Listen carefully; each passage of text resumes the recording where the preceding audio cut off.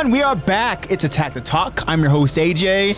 We wrapped up our live watch party series. We watched all of the OADs, and let me tell you, that's some good content right there. Yeah, it was a lot of fun. I appreciated everybody who joined us over this live watch party series.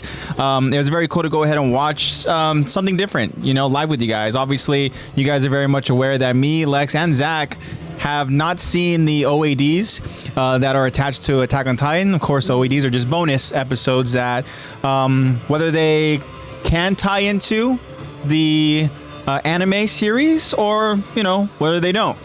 But I think we just decided that they're Attack the Talk canon. Yeah, Attack the Talk canon for sure.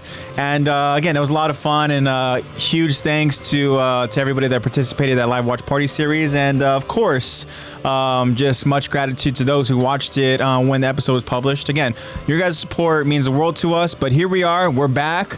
This is going to be our OVA episode. This is OVA number 14, I believe. And Crazy. As I mentioned, I am your host, AJ. With me is Lexi, and not with us is Zach, as Zach is currently unwell, and he tried to go ahead and power through, but he felt best to go ahead and just rest up this week, and he'll be back next week. Let the man rest. And yeah, we're going to go ahead and just chat with you guys. We're going to go ahead and kind of catch up. Obviously, we were not here last week.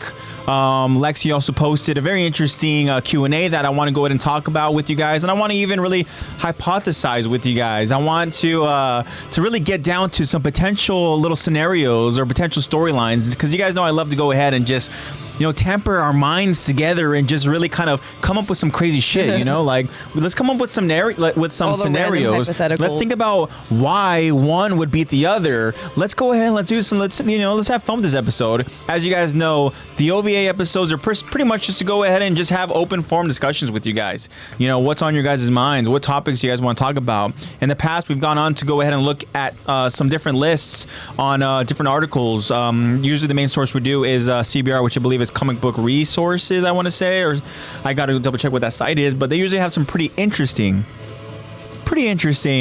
Attack on Titan related lists. I saw something that was published yesterday where it was the list, I believe, of the top 20 most controversial Attack on Titan characters. Really? And that seems like a list where it could be very interesting to get into. Potentially we can get into that today if we have time. But yeah, but Zach's our anime boy. We need him. But as far as today, guys, again, you know, we're just going to go ahead and kind of just have fun with it, talk about some stuff. And I want to talk about you guys, of course, who join us live. I want to see what you guys have been up to as well. We're going to, of course, tell you what we've been up to. And I, of course, want to, at the top of the show here, I want to thank everybody for just the birthday love that I have been receiving. And you guys just mean so much to me, and I know that this amazing community that we have for the podcast, it just goes beyond Attack on Titan. It goes beyond Attack the Talk.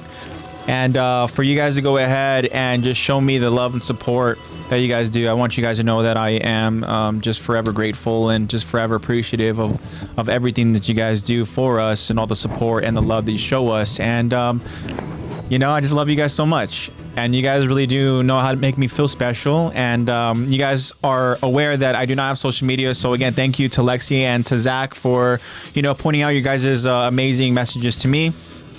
And, you know, again, I'm very, very thankful. I feel very lucky to have such a strong and caring and supportive community backing us here at Attack the Talk, and just friends in general who really care about us. So it's an awesome thing. So again, thank you all so much. My official birthday was yesterday. We're streaming live on Tuesday. This is the 17th of September. My birthday was on Monday, and we celebrated on Saturday, which a lot of you guys saw a little birthday post on Saturday. But yeah, it was fun. We can go ahead and get more into that as we go ahead and talk about what we've been up to. Yeah. But again, just thank you guys so much. We have joining us live in chat is, of course, our favorite Jaegerist. That would be HiCTBH. That would be I Am Storm. That, of course, is Jacob. And Jacob right at the start says, yo, happy birthday. Again, thank you so much, Jacob, for all the love. Appreciate you so much, man. And he says, don't tempt me with that Misa shirt, bro. So hopefully you and Bad are still, still watching Death Note, perhaps maybe even finish Death Note. I mean, we got to see what you guys have been up to. Actually, I think Jacob says, yes, we did. Ooh, okay, awesome. Perfect chat to go ahead and segue into this conversation here. Jacob says, Light still didn't do anything wrong. My boy got killed for no reason. Spoiler alert, of course, to anybody who has not seen it. But still, of course, recommend you guys check out Death Note regardless. But he said, I'm going to be on episode 512. Wow, on One Piece. So much has happened. That's the thing that's crazy about One Piece is that I'm guessing you're probably over at the time skip now, which I think that is well beyond 500, or perhaps you're over in that time skip. You're gonna have to kind of remind me because it's been so long since I've even I've gotten to that point as I finally made it to the, of course, thousands of episodes of One Piece. Crazy. But again, the journey is amazing. Jacob says he is about to be over the time skip. Yeah, so you'll go ahead and you'll see very quickly that a lot is going to happen. There's a lot that happens. Obviously, you're aware that the Straw Hats currently are on their kind of like, I believe their training arc phases. So, it's going to be, you're in for a nice treat for sure. They segue into... I don't want to, of course, give anything, but it just kind of like get you to look forward to something. So they segue into the arc that they're going to be getting into over in the time skip and just power through that arc. I believe it is Fishman Island, I believe. Power through it because there are so much better arcs that are all like beyond that. I mean, you have Dressrosa is amazing. And you have Whole Cake Island, and then of course get over to Wano. So you get some really good stuff for sure. I think Punk Hazard too. Like, you're in for some really good content. I'm excited for you. It's always nice when you're kind of on that journey, when you're just watching that, just getting that content. And hey, is that Zach in chat? What's up, Zach? Hey, Zach man. says, hey guys. He says, happy belated AJ. Thank you so much, Zach. I appreciate that. Zach himself was on a nice little trip. I believe he said it was over in Big Bear. I believe it was like a family reunion trip. And Zach, since you're here in chat, let us know what you've been up to. If you can in chat, give us a really full caps fired up, and the energy will resonate with us, of course. And we missed you, Zach. Get better, of course, and we'll see you next week, where we will officially be starting season 4. So we're not starting season 4 in this episode because of again, just other stuff happening in the recent weeks. Really, we've been busy, and so of course we want to go ahead and really want to give season 4 the energy it deserves. Most definitely, yeah. That's a great way to put it because, we would be doing it a disservice if we kind of just jumped into it not really being fully prepared. And Zach says, yes, it was Big Bear. Awesome. And Zach, if you want to chat, kind of just catch up or let us know what you've been up to so that our friends here can go ahead and just, see how you've been, what you've been up to. Of course, you're under the weather now, but,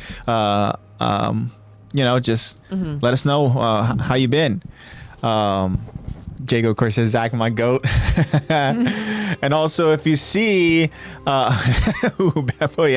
Bear, that's definitely that's true, of course, over One Piece. But Zach, so Jacob, I don't know if you saw in chat, said he believes over at episode 512. So he is right there, right before the time skip.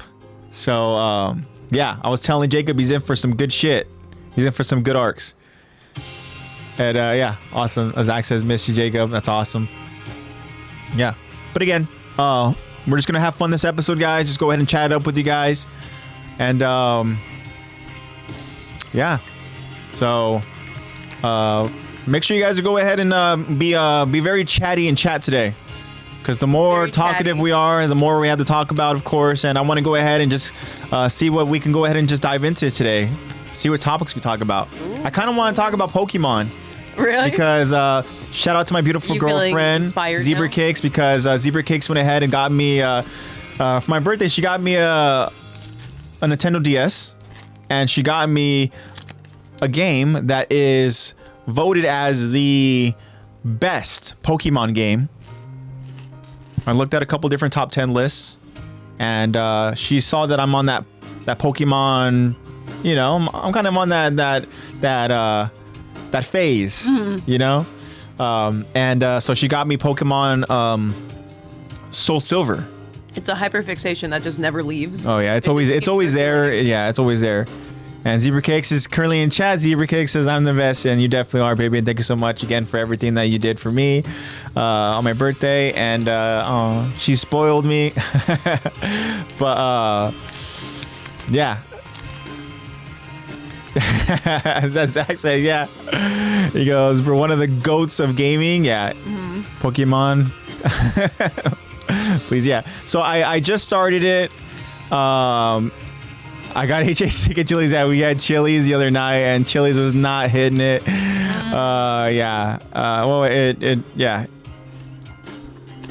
I mean, Chili's was just Chili's. I mean, I guess you kind of just go there for the appetizers, you know? You go right? there for the drinks. You go there for the drinks. I do not drink, so yeah. But definitely don't get a steak at Chili's. To answer your question, Zach.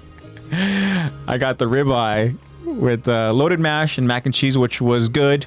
However, the steak itself was just, there's something off with the steak. I just don't know if it was necessarily just seasoned right, or it was just something off with it. Maybe it was just old, I don't know. But either way, they fried it up, served it to me, and just something was off. And then it was like when me and Zebra Cakes, when we were both heading home and we were just joking about our Chili's experience, it seemed like the more we were talking about Chili's, the more sick I was getting. So I had to tell her, I was like, sorry, baby, I can't talk about it anymore, because next thing you know, my stomach was kind of like, you know what? You and Zebra feel queasy. Zebra Cakes got the triple decker appetizer, yes. So it's your 3 choices of appetizers, and she chose the boneless wings. She went with garlic parmesan. She went with the fried parmesan, which is not mozzarella. I mean, not parmesan. The fried mozzarella, excuse me, which is not mozzarella sticks, but they are kind of like these mozzarella like hash browns. Oh. And so it's a lot of cheese. A lot of cheese. Oh god. And then the third thing she got were these nice like burger sliders. Oh, right. And, so I definitely should have went that route. As I say, appetizers are the best route. I definitely should have went that route because you know, I think I was looking on social media, not social media, I was looking on YouTube. You know, you like YouTube Shorts. And there's a lot of food stuff that comes up for me. Yeah. And so there was this guy preparing different variations of steak, and that kind of just like, it infected my brain. Okay. I went into it, and the first thing I was looking at, I was like, where's the steak? Where's the steak on the menu? And I found it. I'm like, all right, my mind is made up. And in reality, I should have really looked at the menu. Yeah, you went in with the expectation of, I want to eat that steak. You know, the menu has like a little like a little symbol next to certain things on an item. It's like the most popular items. Yeah. Well, I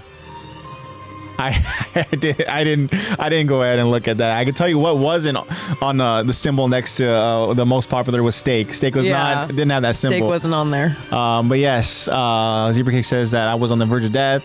She goes, I don't know why you got a steak and chili. Like, okay, I guess, yeah.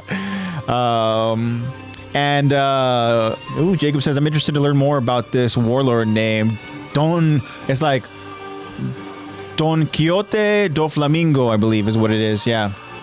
And knowing you, Jacob, he's definitely a character that's going to resonate with you. And I'm not going to be surprised one bit if Doflamingo is a character that you really like. And Ooh. I don't blame you, because Doflamingo is badass. And for anybody that watches dubbed anime, like myself, I know a lot of you don't, but Doflamingo's voice actor is the same person that does Reina's voice in Attack on Titan.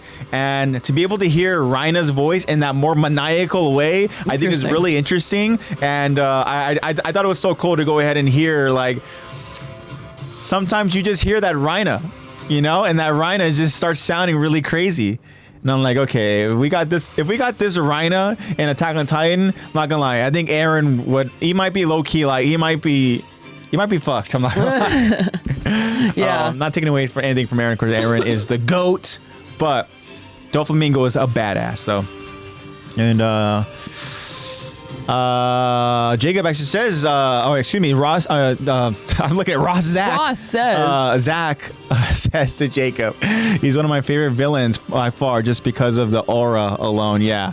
Yeah, he's definitely got he just, once you get to Dressrosa, Yeah, you'll be invested for sure. I'm pretty sure, obviously I've never seen One Piece, but I'm pretty sure I know already who Doflamingo is just from me seeing. What does Doflamingo wear?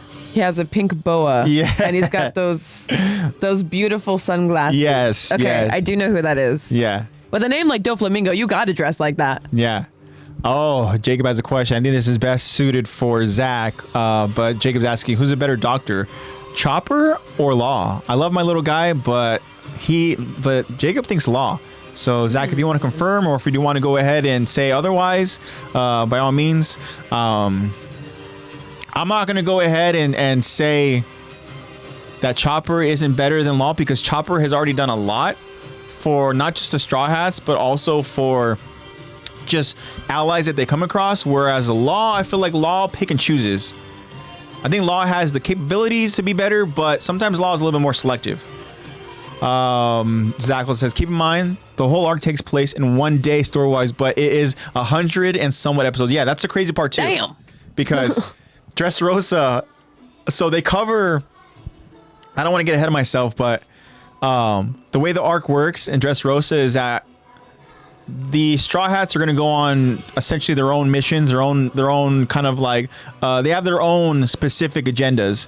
And while they're all working collectively together, they have their own goals. They have their own like part of the mission that they have to successfully, pull through and succeed at.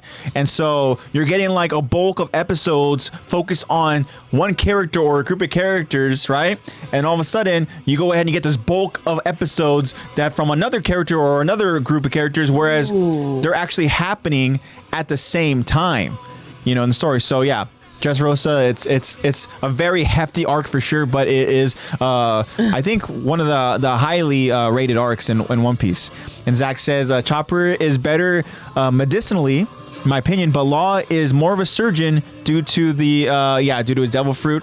And it's true. Jacob says Law did surgery on Luffy. Yeah. And then Zach said, then they all have, to address Rosa, they all have their own fights. Exactly. And that's part of the character building with the characters in the Straw Hats, is that obviously with the time skip, you're kind of seeing their training paying off, but they have to go against their own kind of specific, like bad guys. So that's also what's cool about it. And it's about like the build up to it. They don't just jump into it, where you actually, Dressrosa does a good job of explaining the actual villains, so that's one thing I love. And also, you love villains. I love when they go ahead and you come to understand the motivations behind why the villains are doing certain things. You see, like, okay, I could see how it's not just like bad. I hate when villains are just bad just to be bad. Yeah, I mean, what? The thing is, I want to see a reason. Like, I want to watch something that's written so well that I empathize with the villain. Yeah, and there are actually a handful of villains over in Dressrosa, and even just in One Piece in general, where you go ahead and you actually, like you said, sympathize, and you feel for them, and you're like, oh shit, like. I mean, that's why, we literally have a podcast on you AttackOnTitan. understand why they have that outlook on life, and yep, that's exactly who I was thinking of for sure, Zach. Senior Pink is a character that has a very, very, very just devastating story. And I knew you were going to go ahead and talk about Boa at some point. Jacob says, my boy Luffy winning with Boa, but he don't even realize. Yeah, Luffy has one goal and one goal only, and that is to become the king of the pirates. For real, he's so clueless. And then Zach goes, it goes back to how Zoro told the crew after Luffy and Usopp's fight that everyone has their own responsibility. Yep. And everybody does, and you'll see that. The characters have their own, they're all kind of like puzzle pieces in this giant puzzle that is the Straw Hats, and you really find out why the Straw Hats, why each member really fits perfectly in that group. And that's, again, it's really just good story writing. And I know that for you, Lex, it's like, you know what, that's so much to go ahead and watch, but when it's we'll eventually get to it, but it's just the commitment. Wit, right? They're the ones that's redoing it. Is that what it is? It Wit? Yeah, Wit. Yeah. So I think that you should really give like a legit, just attempt at it. With the Wit. And even just try to wrap your mind around it, because I don't know if Wit's going to go ahead and really cover. It's obviously not going to cover the entirety, but Yeah. it's going to cover the most important aspects. Which, yeah, I wouldn't.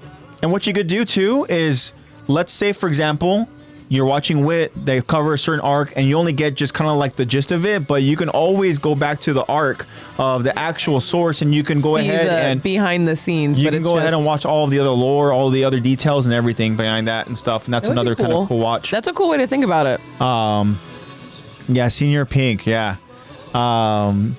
Jacobs, he's filling my guy, my favorite character, Blackbeard. He's funny sometimes, but I have a theory he's gonna collect all of these devil fruits like how he got Whitebeards. I feel like he's gonna be Thanos. That's badass. That's just that thought, you know. But he's very charismatic. He is funny, but he also can be taken very serious. So that's what I like about it. And then Zach said, there's another theory that he has 3 souls, like the skulls on his Jolly Rogers, so that he can only have 3 at a time, but he can pass them on to his crew. Now that's insane. That's insane. That's like, can you imagine in My Hero Academia, like all of a sudden someone's able to carry like 3 quirks in a way where I understand there's like, you know, one for all, right? Yeah. But that's kind of like cheating. Yeah. You know? Like your quirk can't be, it's like you can't wish for more wishes. Yeah. Like that's not fair. But well, first off, we definitely are. Josh, what's up, Josh? Welcome. Hi, Josh. But I think that, I don't know, like if you had a character like that over in My Hero, and I guess there are in some cases, you know, where there are multiple quirks, but I don't know. I feel like it's just a little bit different in One Piece. Yeah. But Jacob says the dark and tremor, they go so good together, and I agree. I definitely agree. And the tremor fruit, is nuts. The tremor fruit is the devil fruit that Whitebeard, one of the other pirate captains, has. And Jacob cannot have the dark fruit because if anybody's gonna have the dark fruit, it's gonna be me. Right. That's good. You can have tremor. You can have tremor. But yeah, so I'm so happy that you guys are here over and chat with us. Jacob, this is going to be an OVA episode where we go ahead and talk about just different things. So if there's anything you have on your mind, bring it up over in chat. We'll try to go ahead and get to it. We have a Q&A to go ahead and talk about. And I hope that will turn into its own just fascinating conversation. It definitely will. Yeah. Jacob says, I hate Akainu with everything in my body. Yeah. I think it's for obvious reasons. Akainu, he's a smug piece of shit for sure. But he's way too powerful, though. You can't deny that he's fucking powerful. But at this time, I want to go ahead and turn to Lex. I want to say welcome, Lex. I know that we had last week off. And I'm happy that you're here joining me live. I'm happy to be back doing the podcast. And I'm happy we're talking with our friends here. And I want to ask Lex, how you been? How you doing? I've been working. But honestly, I know I talked about it last episode, but just want to reiterate that my PE job with the 4th and 5th graders has been really great. I've been really loving the job, and I've been told that I've been doing a really good job. So either you are or they're just bullshitting you. I know. So either I actually am or they just are like, oh, poor girl. Yeah. But what's good though is that the fact that you enjoy doing that and it's really impactful and you know really rewarding in the sense where you're able to go ahead and just kind of make a difference. Yeah, and some of those that's kids kind of and the stuff crazy like that, part. Whether you know that you're doing it or not, you know, like it's amazing to see that you enjoy it. Yeah, I'm making like obviously next week I'll be there for a month. So I haven't go by quick. Yeah, it did really quick. Yeah. Yeah, really quick. But yeah, so like so far, even just being there for 3 weeks, I've already made my kind of influence and little impacts on the kids already. Yeah. And it's really cool seeing it, but it's also kind of makes me anxious in a way because I'm like, crap. Like I act like these kids actually listen to me and actually will follow my example. It could be in a way, like I don't know if this is the right word, but like kind of like daunting, where it's like, oh my gosh, I have like I Yeah. feel like I have so much like impact over on. Totally. Yeah, it's just way too much power that I shouldn't have. But I had, for example, I had a girl today, and this is probably not the impact Definitely. yeah, it's a lot of responsibility, totally. And so today, for example, this for Great power. for context, seriously. Jacob says you have followers. Oh my God. No, seriously. I have like little fans. I get so many compliments at work just from the 7-year-olds. But anyways, getting back to, for example, today, the impact I'm making is maybe not the one that You want to make? I want to make, maybe because of where I'm at. But I had a girl come in today who had a temporary tattoo of a butterfly on her arm. Oh no! And- She saw you. And she walked up to me and she was like, "Miss Lexi, you have a butterfly right here, right?" And I was like, "Yeah, I do." I showed it to her and she was like, "Look, I have one too." I was like, "Oh my gosh, it's so pretty." But thankfully she was like, "Yeah, my mommy has tattoos." Okay. So that's why. So that's already like that's something that she sees. Yeah, they already see it. And she was talking about, she was like, "Yeah, my mommy has tattoos and you have really cool tattoos. I can't wait till I get my tattoos." I was like, "Okay, well, you have to be 18. Yeah. You have to be, that's not for another like 11 years, girl. But all right. You lead an army? No. Army of just bunch of tatted up kids. No, seriously. Bunch of kids that are like, honestly, I'm getting too ahead of myself. Hold on. So yeah, It would be showing them One Piece. yeah, that is the impact that I have been making. And there's also, other stuff too. Like the kids because I lead them through their warm-ups. We always finish our warm-ups with deep breathing, but I make it fun for them. I make it seem like they're blowing out birthday candles, and I'll shout out someone's birthday if it's their birthday for that week. Because September has a bunch of birthdays. You're shouting out my birthday. Yeah. Actually, yesterday I had a girl it was her birthday that day. So, which is funny because you guys shared a birthday. Yeah. So I literally I was gonna be like, "Hey," because I saw her walk up wearing a birthday sash when she sat down on her dot, and I was like, normally I ask for anyone's birthday of the week, but I know it's hers, and I was like, "All right, what's your name?" And she was like, "No." I was like, "No, what's your name?" She was all shy. And then, she told me, and I was like, "Hey, in honor of her, we're going to blow out birthday candles." So I've been teaching the kids deep breathing. I've been actually teaching them about their muscles. I'm trying to do what I wish a PE teacher or anyone would have done for me when I was younger and correct bad habits now. Obviously, because my passion is in anatomy. So I know when there's something that's maybe not ergonomic of a habit that they are doing that they will definitely not like in the future when they get older. Because I still have habits that I have when I was a kid that I wish someone corrected me on. Now I'm trying to correct them now, and it's impossible. But yeah, I'm trying to teach the kids to be very mindful and kind of aware of their bodies, both physically and emotionally, in an anatomical sense. Yeah. Which has been really cool. The kids have been liking it. It sounds like that can also be very difficult as well with children that young. Yeah. Because sometimes you go ahead and you think you kind of get to them, and all of a sudden it's just 1 ear out the other. Yeah, totally.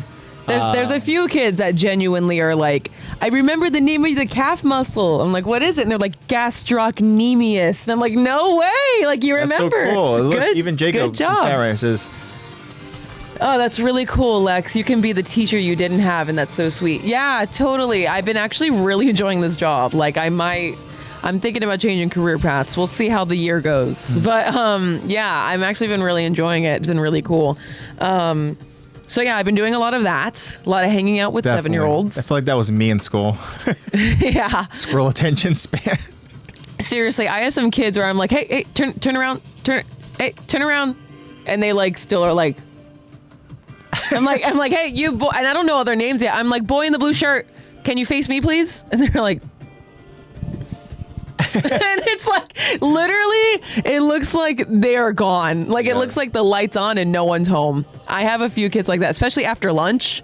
When I see them after lunch, they're like, "I don't want to do anything right now." They're always thinking about how much time until they get to go home. Yeah, after lunch, they all just had all this energy that they were able to just expel, just hanging out with your friends and stuff. Yeah, literally. And then they have yeah, totally. That's exactly what it is. So they had just eaten, and they had just eaten usually way too fast because they want to play.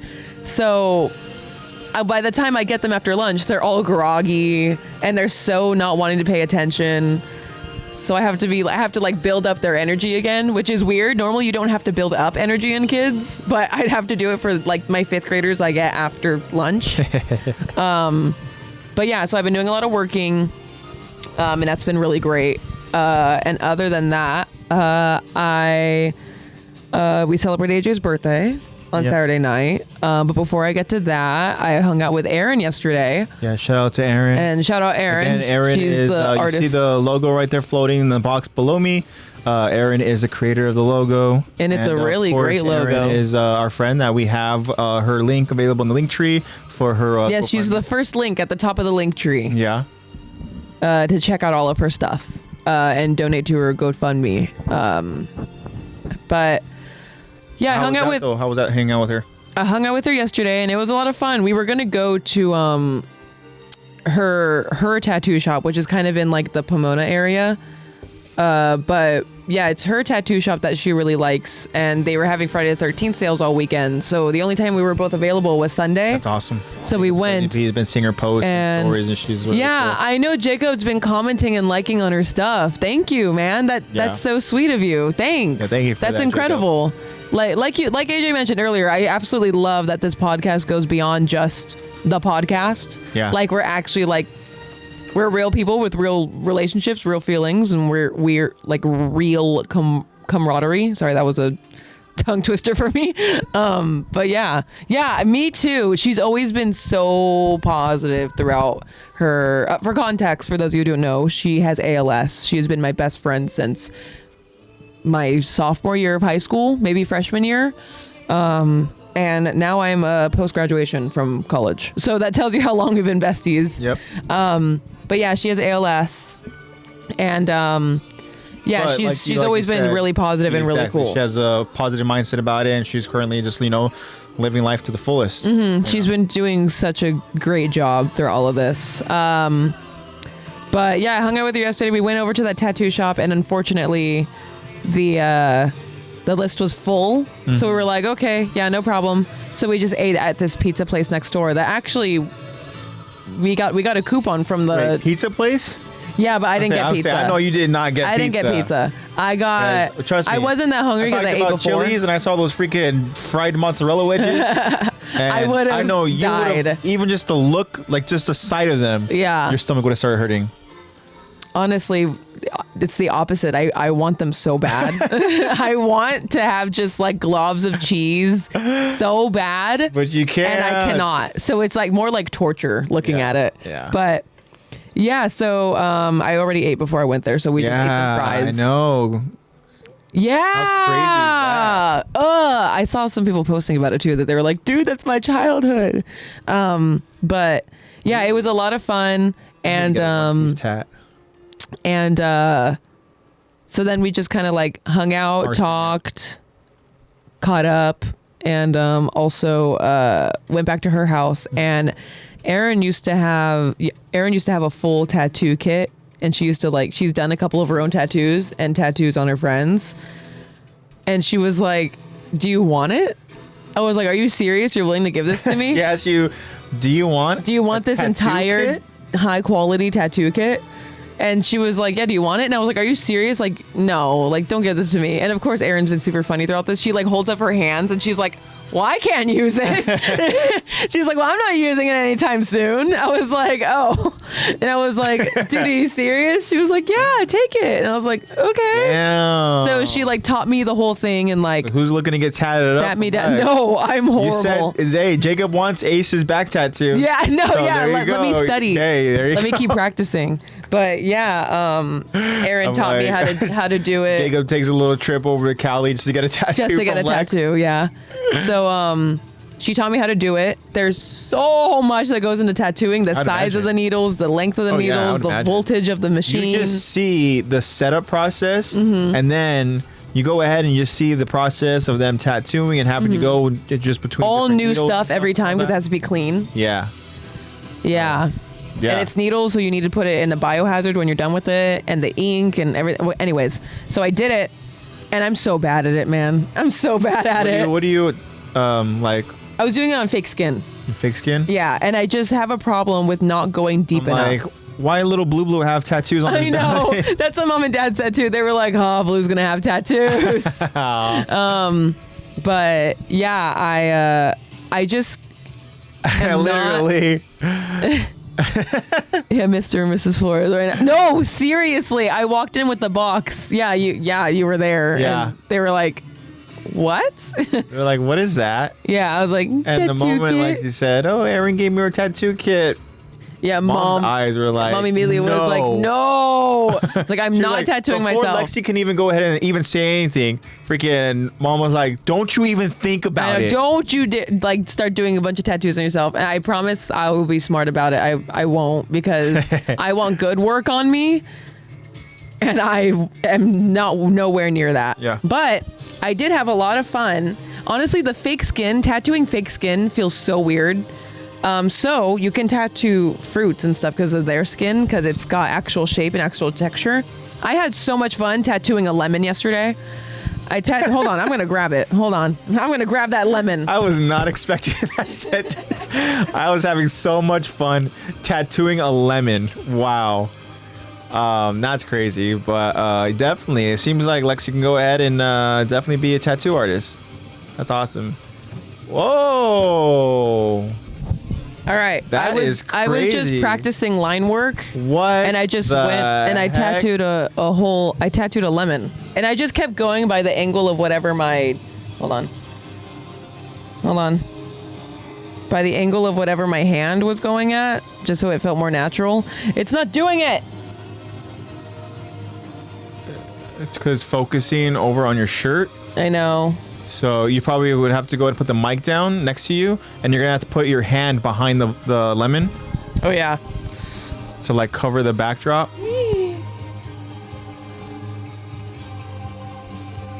Either way.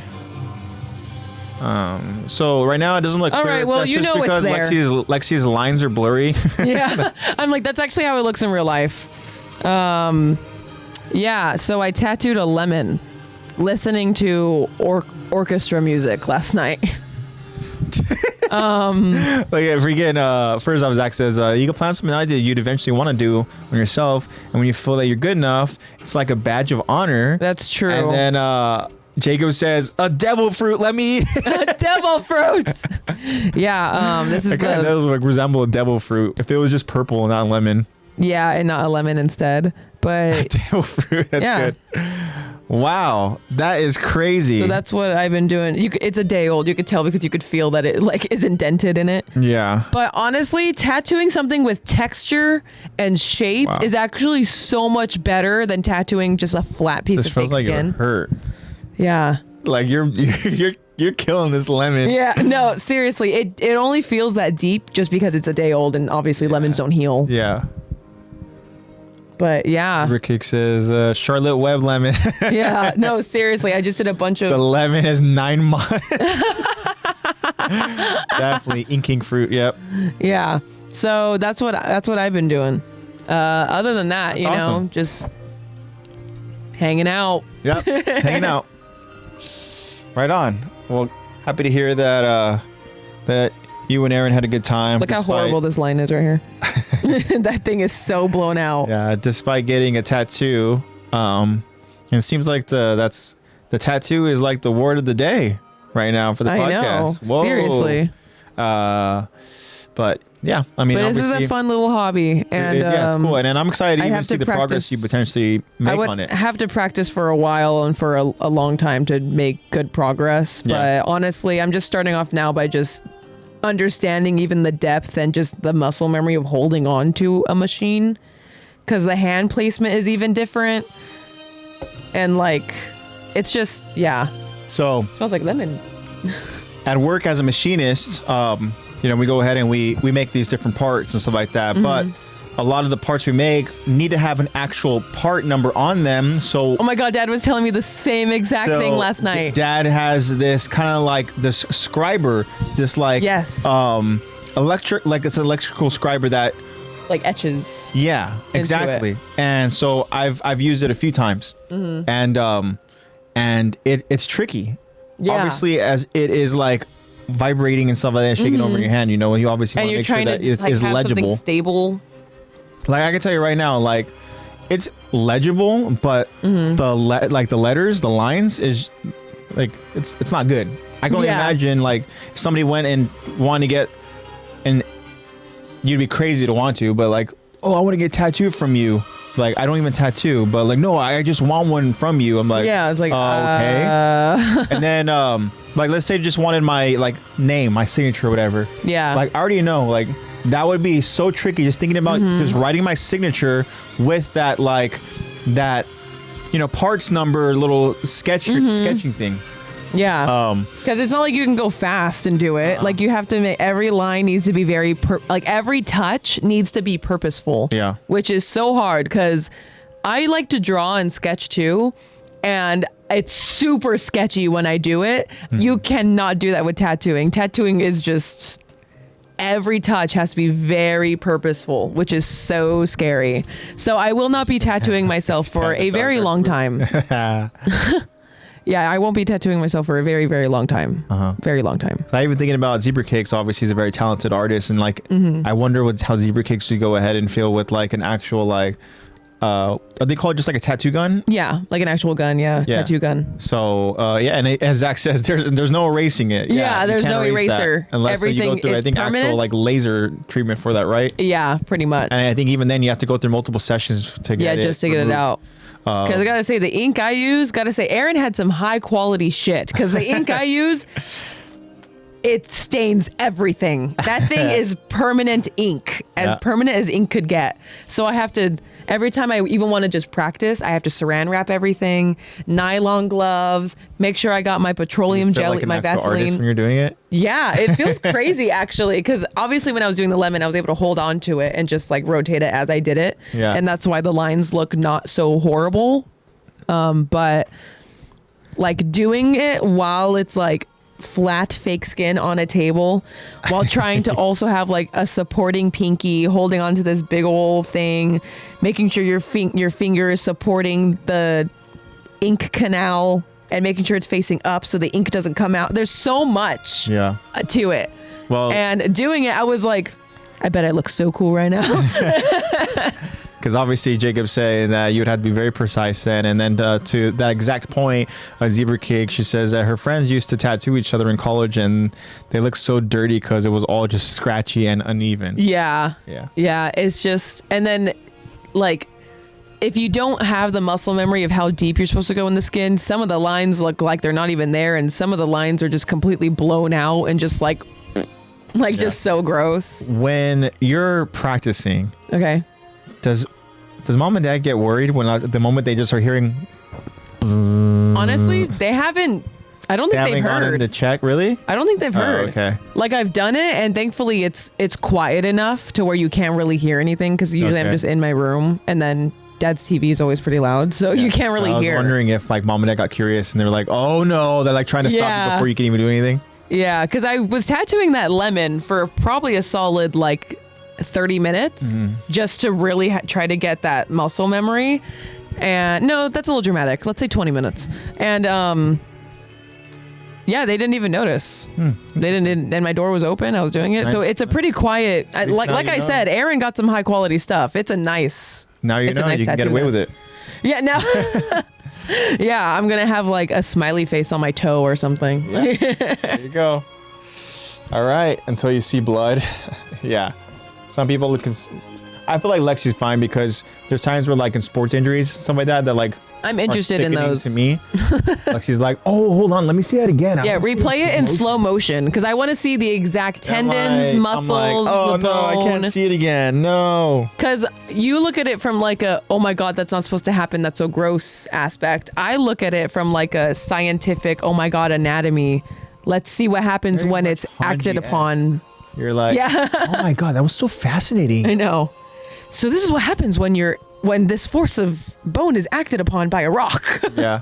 That's literally how I am sometimes. And I think that Lexi, that's gross. I think Hanji would be very, very appreciative of like instant replays. Yeah, I think Hanji would love that too. Yeah. Me and Hanji, I think, would have a good time together. Definitely. But I might get annoyed with her being super analytical all the time. Yeah. But it's Hanji, so. Zach said, I'd be so mad talking to Zebra Cakes if a tattoo artist just left me with that freaking scratchy, uneven tattoo. Well, if your friends are just tattooing each other, like, one, you're stupid. Yeah. There's no way you're sober. And two, you can't expect it to be very good. Tattooing is not as easy as it looks, guys. I've watched a lot of Ink Master, and God, it is way harder than that. I remember when me and my boss Nate were we were flying back from a trip, and on our flight there was somebody over in a couple rows behind me that was having a conversation with the person they were sitting next to, and obviously they're both strangers. And then the guy noticed there was an older gentleman and a younger gentleman. So the older gentleman noticed the younger gentleman's arms, and the arms had tattoos on them. So he started asking questions about the tattoos, and the younger gentleman tried to go ahead and kind of like hedge a little bit. He's like, "Oh, yeah, I know. Well, before you ask about him, just know that my buddy's he's learning to be a tattoo artist, so I let him practice on me."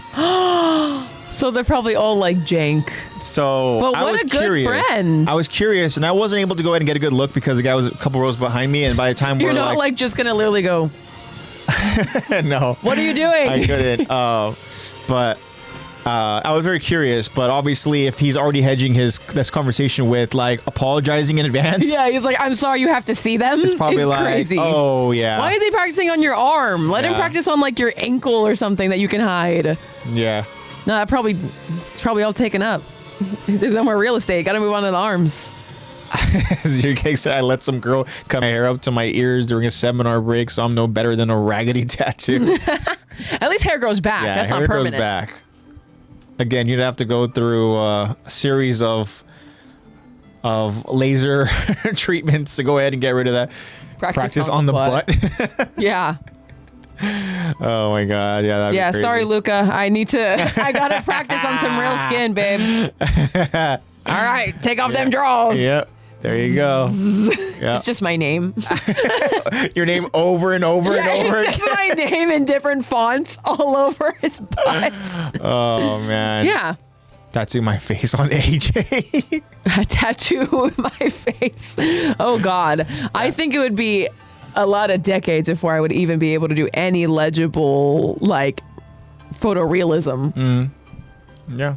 If I even stay doing this for that long. We'll see. We'll see.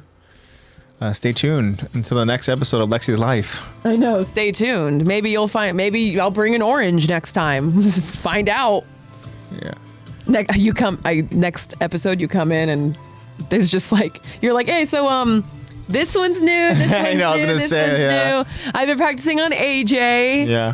And it's all anime. Yeah. Yeah. Which I'd be perfectly fine with. Because gotta say, I'm a pretty decent artist when it comes to actually drawing pen and paper or pencil on paper. But I feel like I've been drawing for the very first time when I use a tattoo gun. Literally, like Zebra Cakes and Zach were like on the right kind of like Oh, dang. Yeah, Zebra Cake said, one of me with my eyes closed on his bicep and the other one with my eyes open on his armpit for when he lifts his arms. And Zach says, do it on his armpit so he can lift his arm up to open the mouth like Rigby with the shark from Regular Show. Zebra Cake said, I want bitches to know me. Yeah. Well, I'll have to schedule a session. Yeah, schedule a session. Yeah. Real quick, I session will don't want be to in get lost in 2048. chat here, but Jacob asked a question about Yamato. Yamato is a character much later on in the story of One Piece, and asking if Yamato is a boy or a girl. And I don't want to be that guy, but I think you pretty much have to go ahead and really kind of watch and see. You gotta see. I don't know if Zach wants to go ahead and kind of answer in a more kind of cryptic way, but I will say Yamato is referred to as Kaido's son, but there's more to that. So it's a layered thing, and it could just be because Kaido doesn't want a daughter. Maybe that's just what it is. Yeah, Zach's sister, whatever you want them to be, buddy. Yeah. Okay. There you go. That's however Yamato associates Yamato as. That's kind of how it is with Hanji in the Hanji, definitely in the manga. I don't think Hanji is ever referred to. I know we have multiple times in the podcast referred to Hanji as her or she, but I don't think Hanji is ever referred to in the anime as her or she. Yeah, in the anime or in the manga. I think it's on Even purpose. though in the anime, Hanji, I'm so blurry right now. Even though in the anime, there we go, Hanji is voiced by a woman, but I know that in the manga and in the anime, non-binary. they never refer to Hanji as she or he, or they're just like, Hanji's fucking weird. Yeah, That's all. You know what? We just have Levi being like, there's something wrong with you. Yeah. Yeah, and see, there we go. A good explanation here. Yamato is referred to in the story as a male due to Kaido only calling him a boy because that's all that Yamato has known. Yeah, all the subordinates would do the same. Point being that Kaido is this very masculine, drunk of a father that Great. Those are all the words you want to be described as. wants only strong offsprings and Great. has a mindset that he believes women are inferior. Yeah. And again, that's why Yamato thinks that he's Odin. Yeah. That's why he thinks he's Odin. Yeah. But again, as you watch it, it explains it obviously better. But I don't think there's a right or wrong answer as to Yamato being male or female. It's pretty much just Yamato is Yamato, much like Hanji is Hanji. Mm-hmm. You know, that's just kind of how it is. Yeah. Ooh, Jacob says, also, I loved hearing about Sabo. He's a really cool guy, and I love his cute smile with his missing tooth. Now, when the dragon picked him up, I was like, oh, shit, let's go. Yeah. So Sabo as a child, yeah, was definitely a very cute, innocent child. And then Sabo... Yeah, you'll see more Sabo. We talked about Dressrosa. Yeah, Sabo. Fuck yeah. And I don't want to spoil anything, but I will say that Sabo is a character that I think Zach would do an amazing live action version of. Yeah, very cool. So yeah, let's talk about Let's talk about the party. Let's talk about Saturday. Yeah, the party. Yeah. So Saturday again celebrated my birthday with with the family. Mm-hmm. We had Zebra Kick's family there, and again it was friends, amazing friends of for them family, to go ahead friends, and be there and to celebrate with us. And I know that it wasn't an easy trip for them because they live pretty far, and so I'm very thankful for them to again just go ahead and make that drive and to celebrate with us. And of course, we had some cousins, we had just it was really nice. It was there wasn't a lot of people, but it was just a great time. We had the UFC fights on, we're playing because on Saturday they had their Mexican Independence Day kind of commemoration. Fight over at the Sphere in Las Vegas. Yeah, which is crazy. Yeah, that was crazy. But yeah, it was just a lot of fun. I will say that I just felt very loved, and I know that's kind of like it's like, of course, it's your birthday, but no, like ultimately, like that's not always the case. I know that a lot of times, when as we get older, birthdays sometimes, they the kind of like Ends funny with just little being like another day. like ironic thing is that like your birthdays come and then all of a sudden you end up like hating your birthdays or whatever and stuff. Like I very much enjoyed my birthday and just celebrating it. Yeah. And again, just I'm so thankful for everybody that showed up. It was all just a great time, and it was exactly what I wanted. Just a very small, intimate, just little party, and we had music, and just it was Lots a of great fun. time. Yeah, it was. It definitely was. It was a really nice time, especially seeing some family friends that I haven't seen in a really long time, and it's really cool catching up with them and just seeing people that you love that you haven't seen in a while. Yeah. So that was really cool. Absolutely. And again, I want to go ahead and give a huge shout out to my beautiful girlfriend Zebra Cakes for just making the night very special and for helping out. And she, again, I just felt so loved and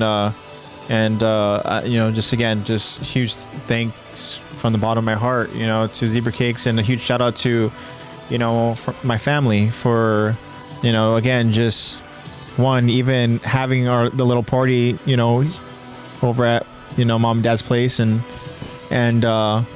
for just planning it out and everything was perfect. And I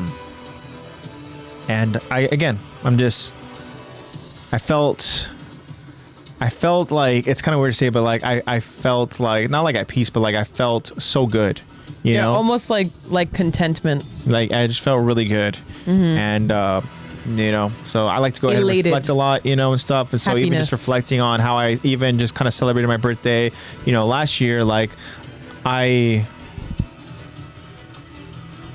just really loved my birthday this year. Yeah.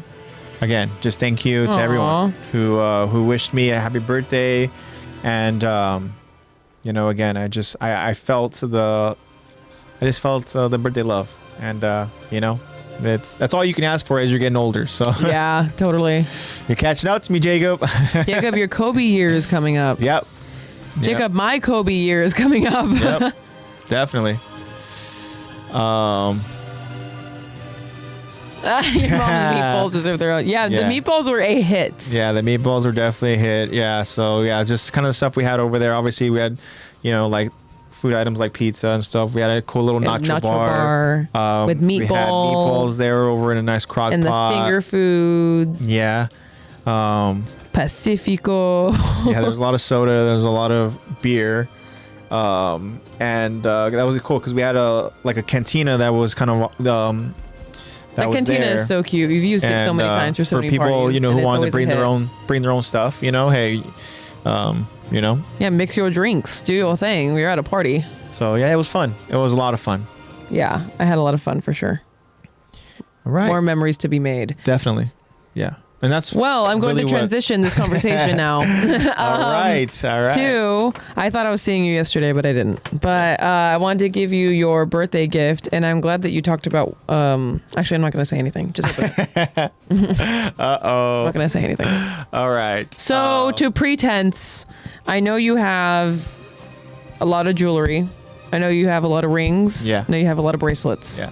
All right. Rings, actually, some of them don't fit me anymore. Really? Yeah. Oh no, your welder's hands. Yeah. Well, also, I've been putting on weight as well. So. Oh God, you're gonna have to put some Vaseline on before you slip them on. They're all pinky rings now. Yeah, I have a few of them that still fit me, which is cool. Yeah, I even got you like a bracelet. I think for. No, it wasn't last birthday. I think it was for Christmas. I think it's for Christmas. Yeah. Yeah, but anyways. All right. Open up your gift. Of course. Thank you, Lex. I'm excited to see what it is you got me, but of course you didn't have to get me anything.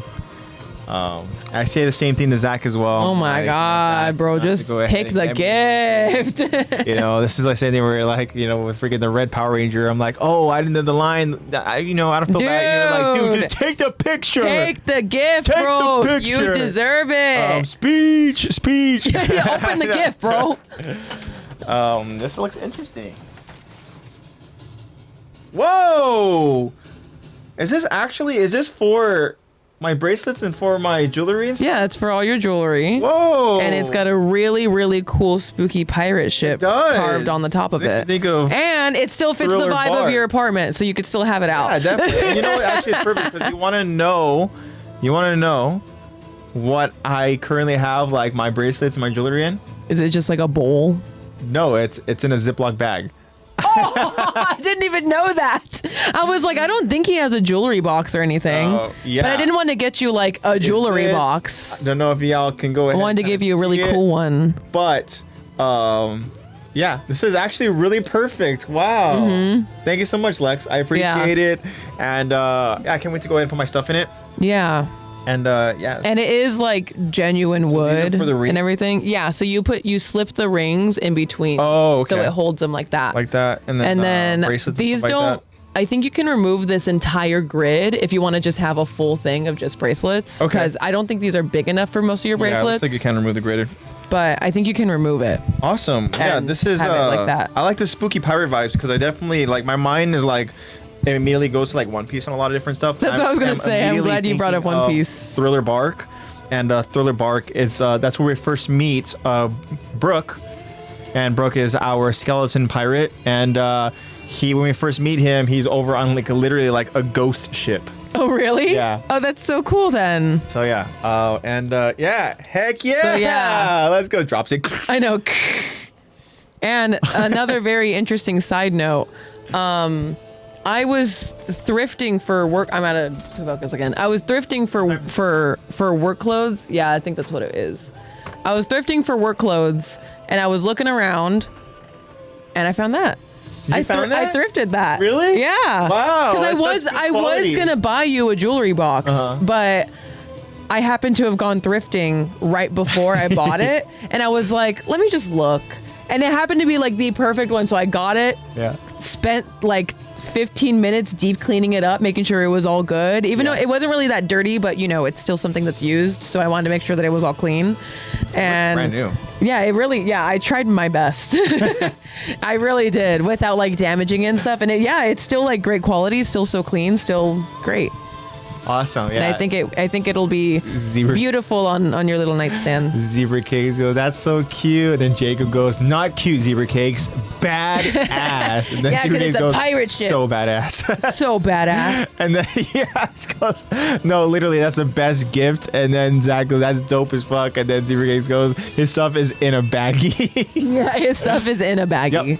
Yep, I didn't even know that, so that's perfect. Yeah.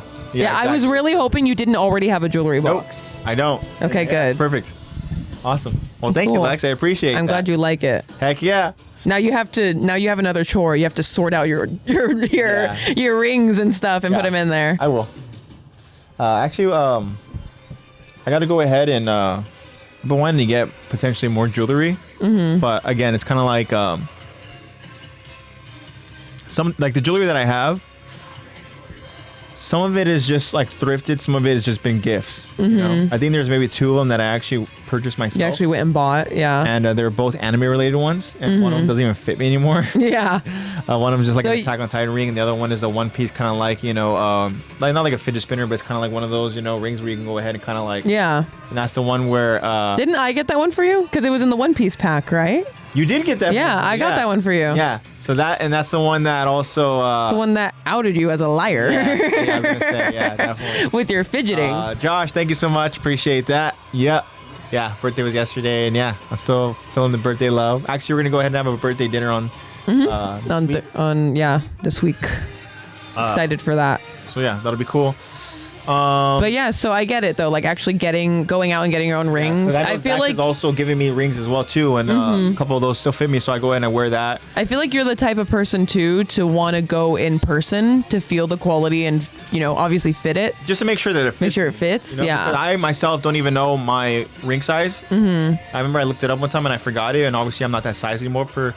Yeah. You must be like I think you used to be like a 9 or something. don't know. You must be like a 10 now. You must be in the double digits. The fingers again, a little more heftier, which is fine. Getting heavy. Yeah, getting there. Yeah. So I wear 15 big bro. Jeez. Okay. Yeah, Jigga's Okay, got then maybe you are like an 11. big meaty claws. Big meaty claws. Yeah. Okay, yeah, comfortable. but comfortable, yeah. As long as it doesn't slip past the knuckle, you're fine. Yeah. Like me, like if I put one of those rings on that I have don't fit me anymore, I get afraid. I'm like, oh shit. Yeah, you're like, is this coming off? Is it coming off me? But yeah, one of the rings that doesn't fit me anymore that I'm like, damn, bummed out about it was I think also a gift. I think that Zach got me, or maybe it was you, but it was that Friday the 13th one. Oh, yeah, it's the one that, Zach. I'm pretty sure Zach got it for you. Yeah. From like Frankensons or something. Yeah. Frankensons has really cool rings too. Yeah. Yeah, definitely. You could take Ronnie, and the whole time she could be like, I don't understand any of this.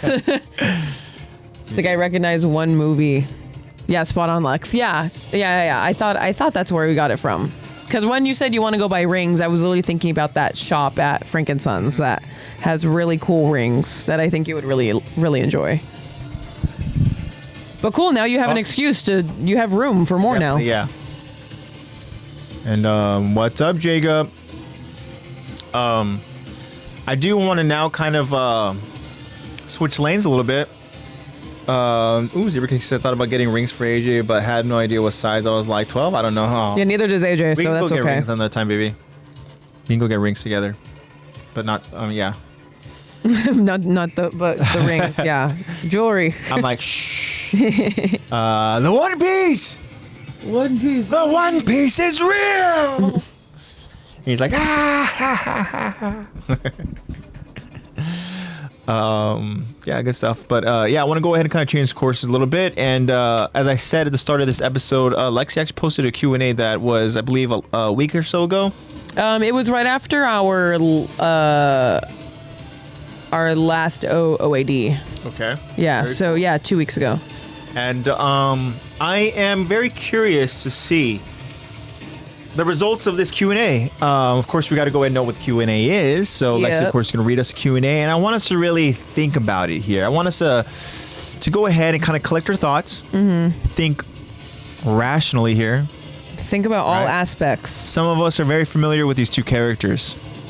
And I even want to think of scenarios as to how each one would best the other. So, that being said, Lexi, what was the question that you asked all of us?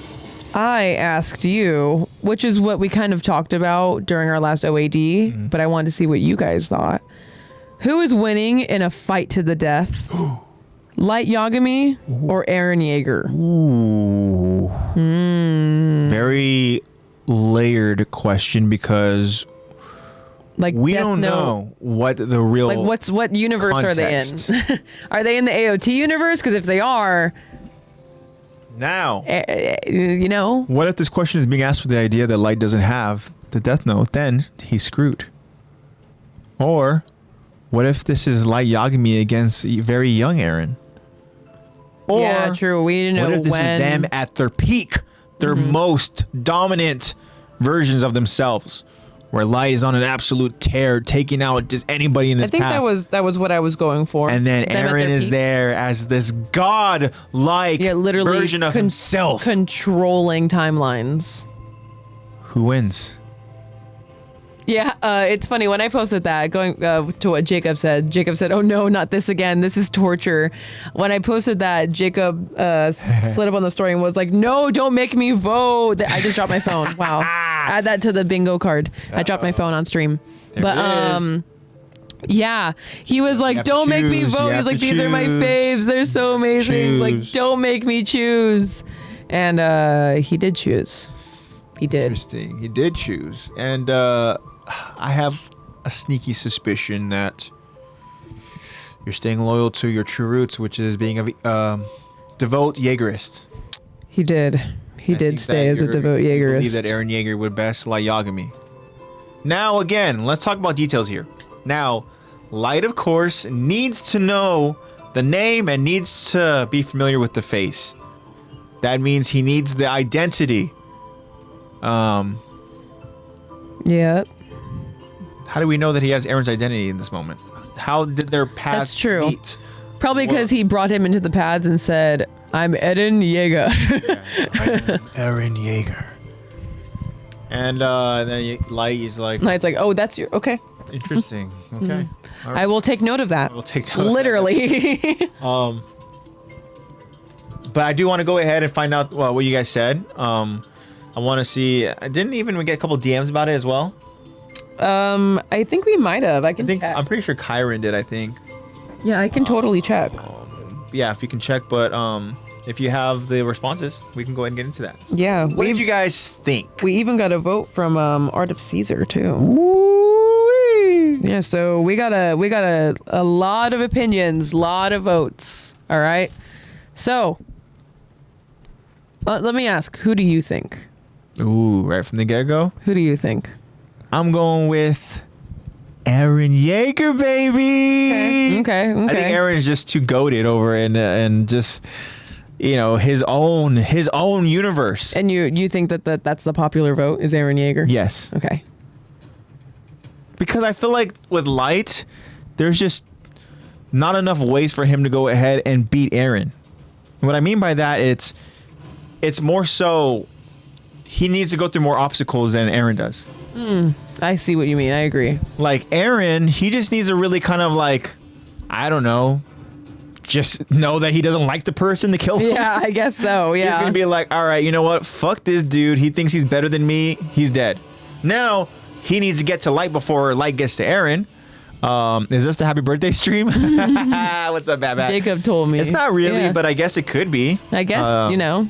You know, but yeah, this is just a fun little OVA that we have. Okay. Johan.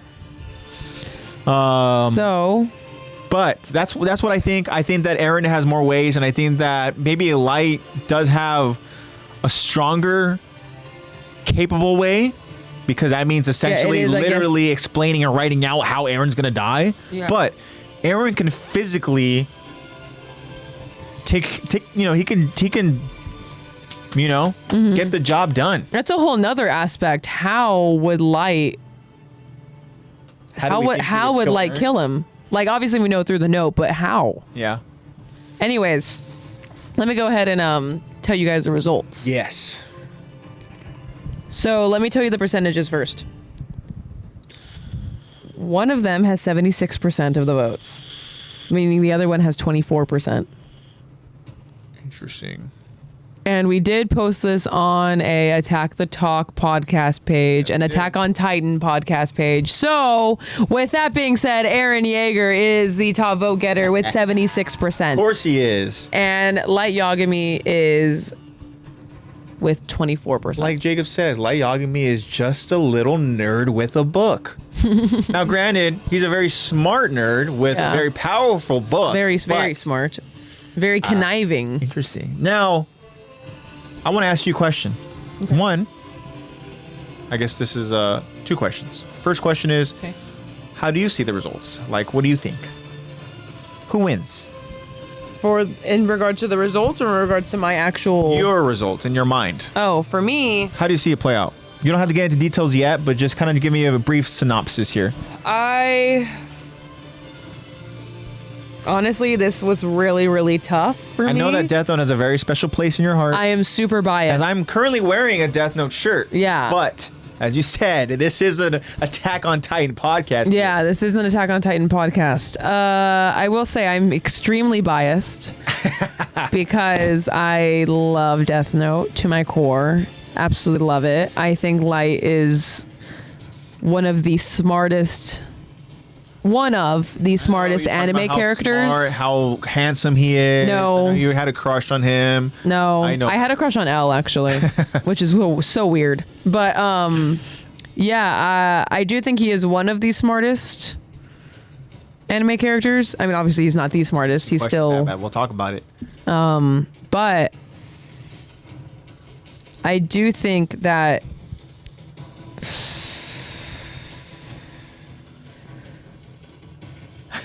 The suspense. I think Eren wins. You think Eren wins? I do think Eren wins. Okay.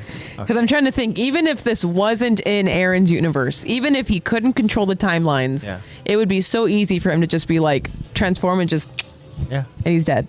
That's what I'm saying. That it's just like there's more ways for Eren to get the job done than for Light. Light has a cooler way to do it, but. The other question I want to ask you is, do you think Eren is powerful and capable enough, for whatever reason in his universe, to be able to go ahead and see Ryuk? No, I feel like if DeathNote rules regarding... I think if the DeathNote rules regarding the actual method of killing still apply, I feel like the rules on being able to see the Shinigami should still apply as well. All right. Zach voted, saying that he also thinks Eren wins and is able to beat Light. Now, that's a fascinating idea on, let's say, whatever reason here, and we all agree that Eren beats Light, what happens if Eren picks up the Death Note? Yeah, then he sees Ryuk and he's like, what the hell? Is this some new I know. Titan? There's a new Titan here? What's happening? And then even Ryuk's like, holy shit, man, what's in your mind? I know, like, whoa, that's crazy. I thought I had sick thoughts, man. I know, seriously. He's like, genocide, really? No, seriously. He's like, Put the book down, really? dude. Put the book down. Seriously. Like, I'm totally here for entertainment, but this is just crazy. And Ymir dukes it out with Ryuk. Yeah, I don't think Ryuk's much of a fighter. Yeah, he's just like, all right.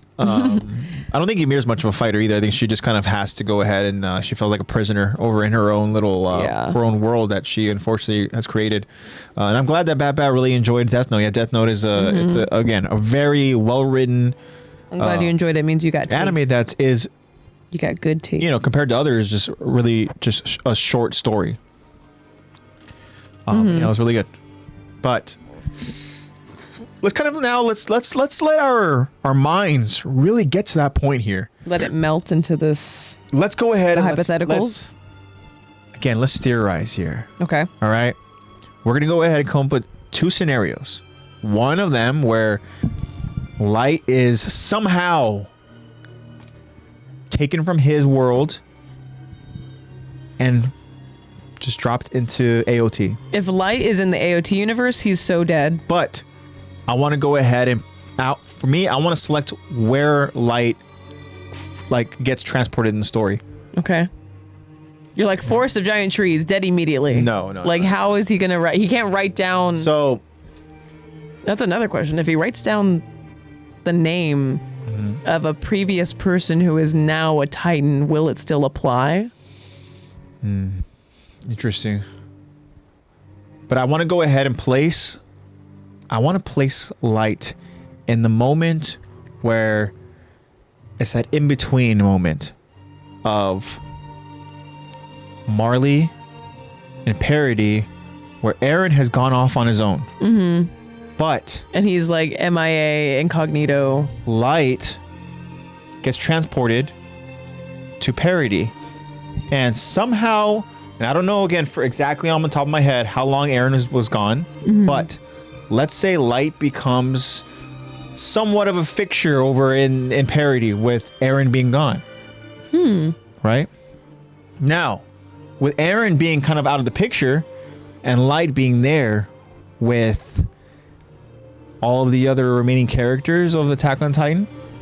Gotta say though, Light is kind of, he can't go about it the same way that he did in his actual in the actual Death Note, because he doesn't have the technology to go through police reports. He doesn't have. There's no technology to look at the news and see. You can see the names of these criminals. Let's just say at this point here, he's kind of like another Grisha Yeager, where he's obviously very advanced, where he can go ahead and kind of almost like direct in a way where he can help this island advance. Yeah, like speed up the industrialization process. Yeah. I caught it. Light in the rumbling going. Yeah, not the rumbling quite yet. I know that the rumbling. So I want to get it. I want Light to really cement himself in the story before he just comes across Eren. What I mean by that is Light has already. He's established. He's established himself over in Parody. Again, however much time before he even meets Eren, Light has already become very familiar with Eren's allies. Now, at this point, they believe Light to be an ally. Light has become a very intelligent person who now, let's say in the story, becomes somewhat of a decision maker.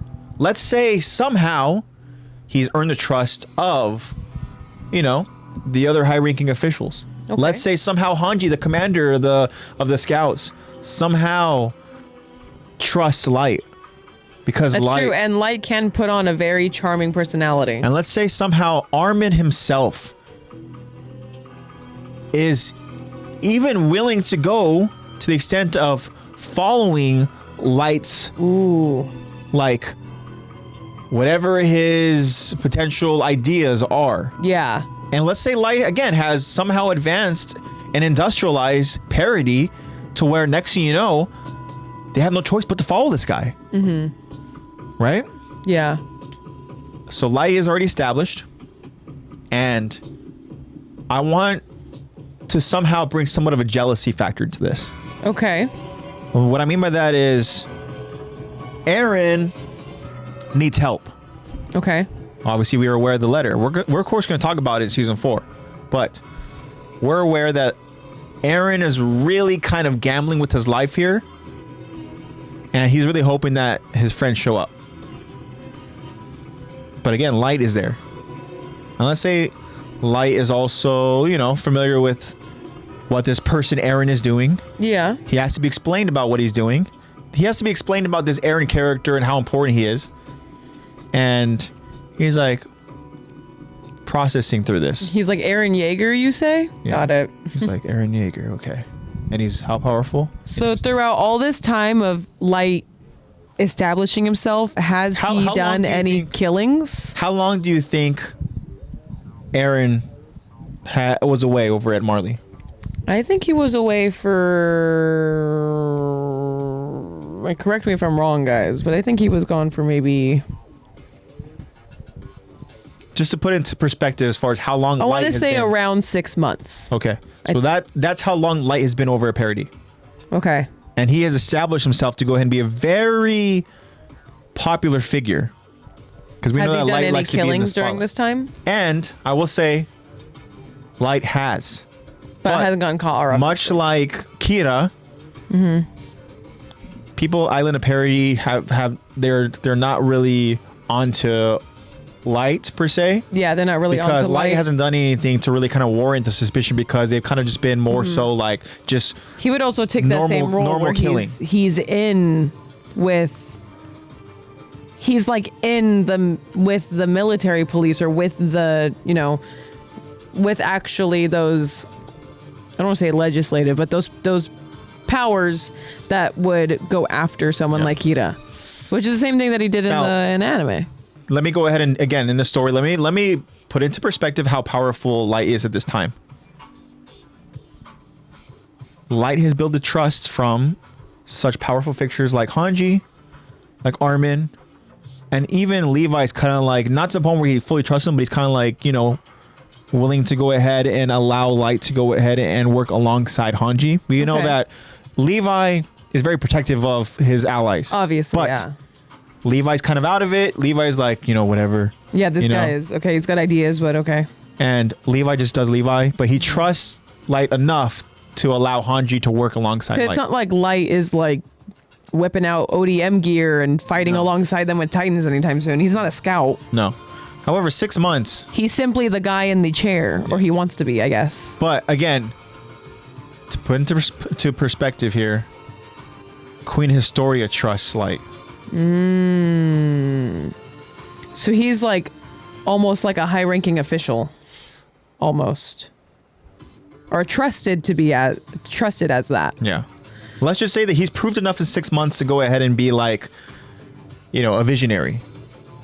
To be like somebody who further, you know, advances Parody. So pretty much like, and I guess he could be like Risha. a high-ranking MP. Yeah. But in a more kind of like, because he would want to be in the know. let's say it's a more royal type way. Okay. Where like, remember with like you said, the Historia faux trusts him. king, where he had his own kind of like his own council. Yeah.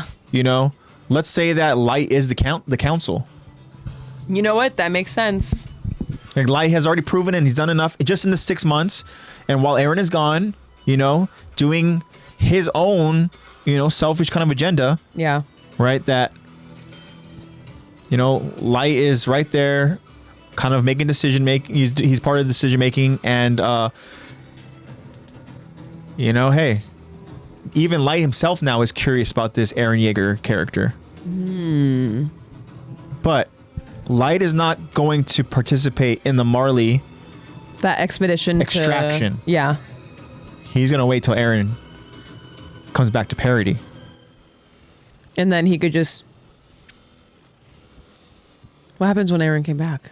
Well, when Eren comes back, Eren's mind is already very I like was gonna say, convoluted he's- with his own personal agenda and stuff, Yeah. right? He obviously, we know the Jaegerists is going to be a thing as well. So what happens when Light starts killing off Jaegerists? What happens if Eren starts kind of catching on to Light? Well, we know that Light is very smart, so I know that he wouldn't go about it in a Messy way. messy way, especially because there aren't security cameras or anything. You could Let me just leave you with this. simply say, "Oh, Let me they leave you with died this. by." And you can go ahead and formulate the story now, okay? And you can tell us how you envision it, all right? Because Jacob says Light's cooked. And he very well could be. And you guys know that Okay. I have also voted for Eren. But let's say that Light has been very methodical with how he goes about killing people he doesn't trust, right? And let's say that he starts killing off, you know, some of the Jaegerists So Eren Yeager is like Light's L, in a way. in a way. Okay. But let's say now Eren himself is becoming very suspicious of Light Yagami because maybe Yes. now he realizes that his allies are acting a little different now. Right? Because they begin to trust Light more than they trust him. Yeah, because Now- Eren went off on his own. I want you now to go and formulate the story here as to what you think Light would do and what you think Eren would do. If, let's say, Light is now kind of has his attention turned to Eren, but Eren very much is very suspicious of Light. What do you think happens? I think Light would originally go about it with, you know, his very charming, manipulative, gaslighting way, the same way that he went about it with L, where he was like, "Are you serious? Me? Like, are you kidding me? Like, I'm trying to, like, catch that, whatever, you know." I think he would go about it the same way that he, attitude-wise, the same way that he went with Light, where he would overanalyze everything. Yeah.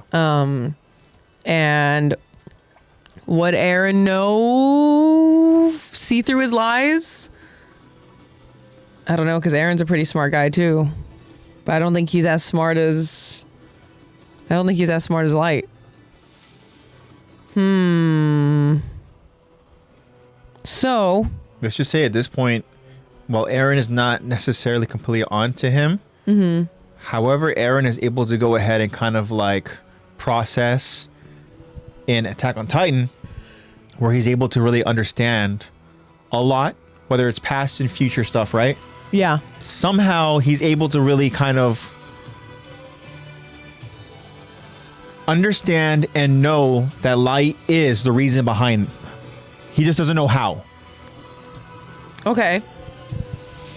He might want to. So I think Eren, the way that he would do it in his own Eren way, and he would take it into his own hands and probably threaten Light and be like, "I know that Jacob there's." is currently saying that Eren will kill him because this is 19-year-old Eren. And so, Jacob, I want you again to kind of creatively explain to me and Lex how you think Eren is going to go about it. Because Yeah. again, here, let's say Light again established himself. Go 6 type months away. here over in Parody, has earned the trust of Eren's allies. Eren has been away. Eren comes back. He understands now. He sees it firsthand that who is this Light Yagami person and why do they trust him more than they trust me? And somehow, let's say future Eren is able to go ahead and feed current Eren knowledge to where future Eren tells present Eren Light is the reason why people are dying, people have died, and people are going to die. Ah, What do you think Eren is going to do to stop Light?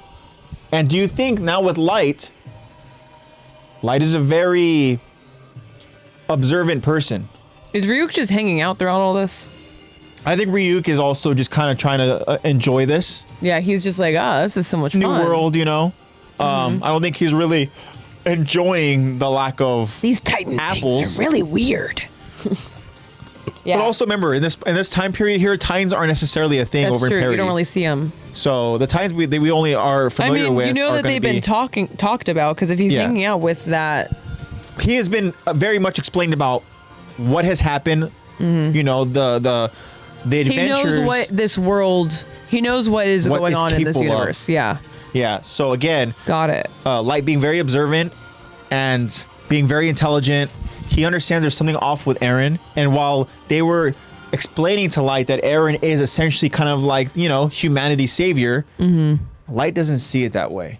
Light sees a certain kind of darkness over in Eren.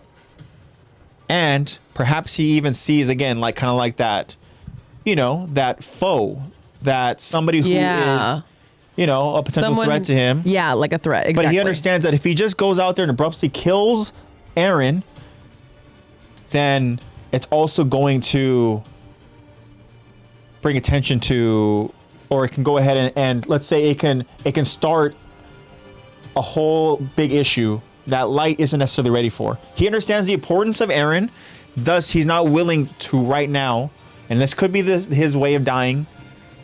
I could be setting the table here for you, but he understands what Eren means to the people of Parody, so Light can't just kill him off like that.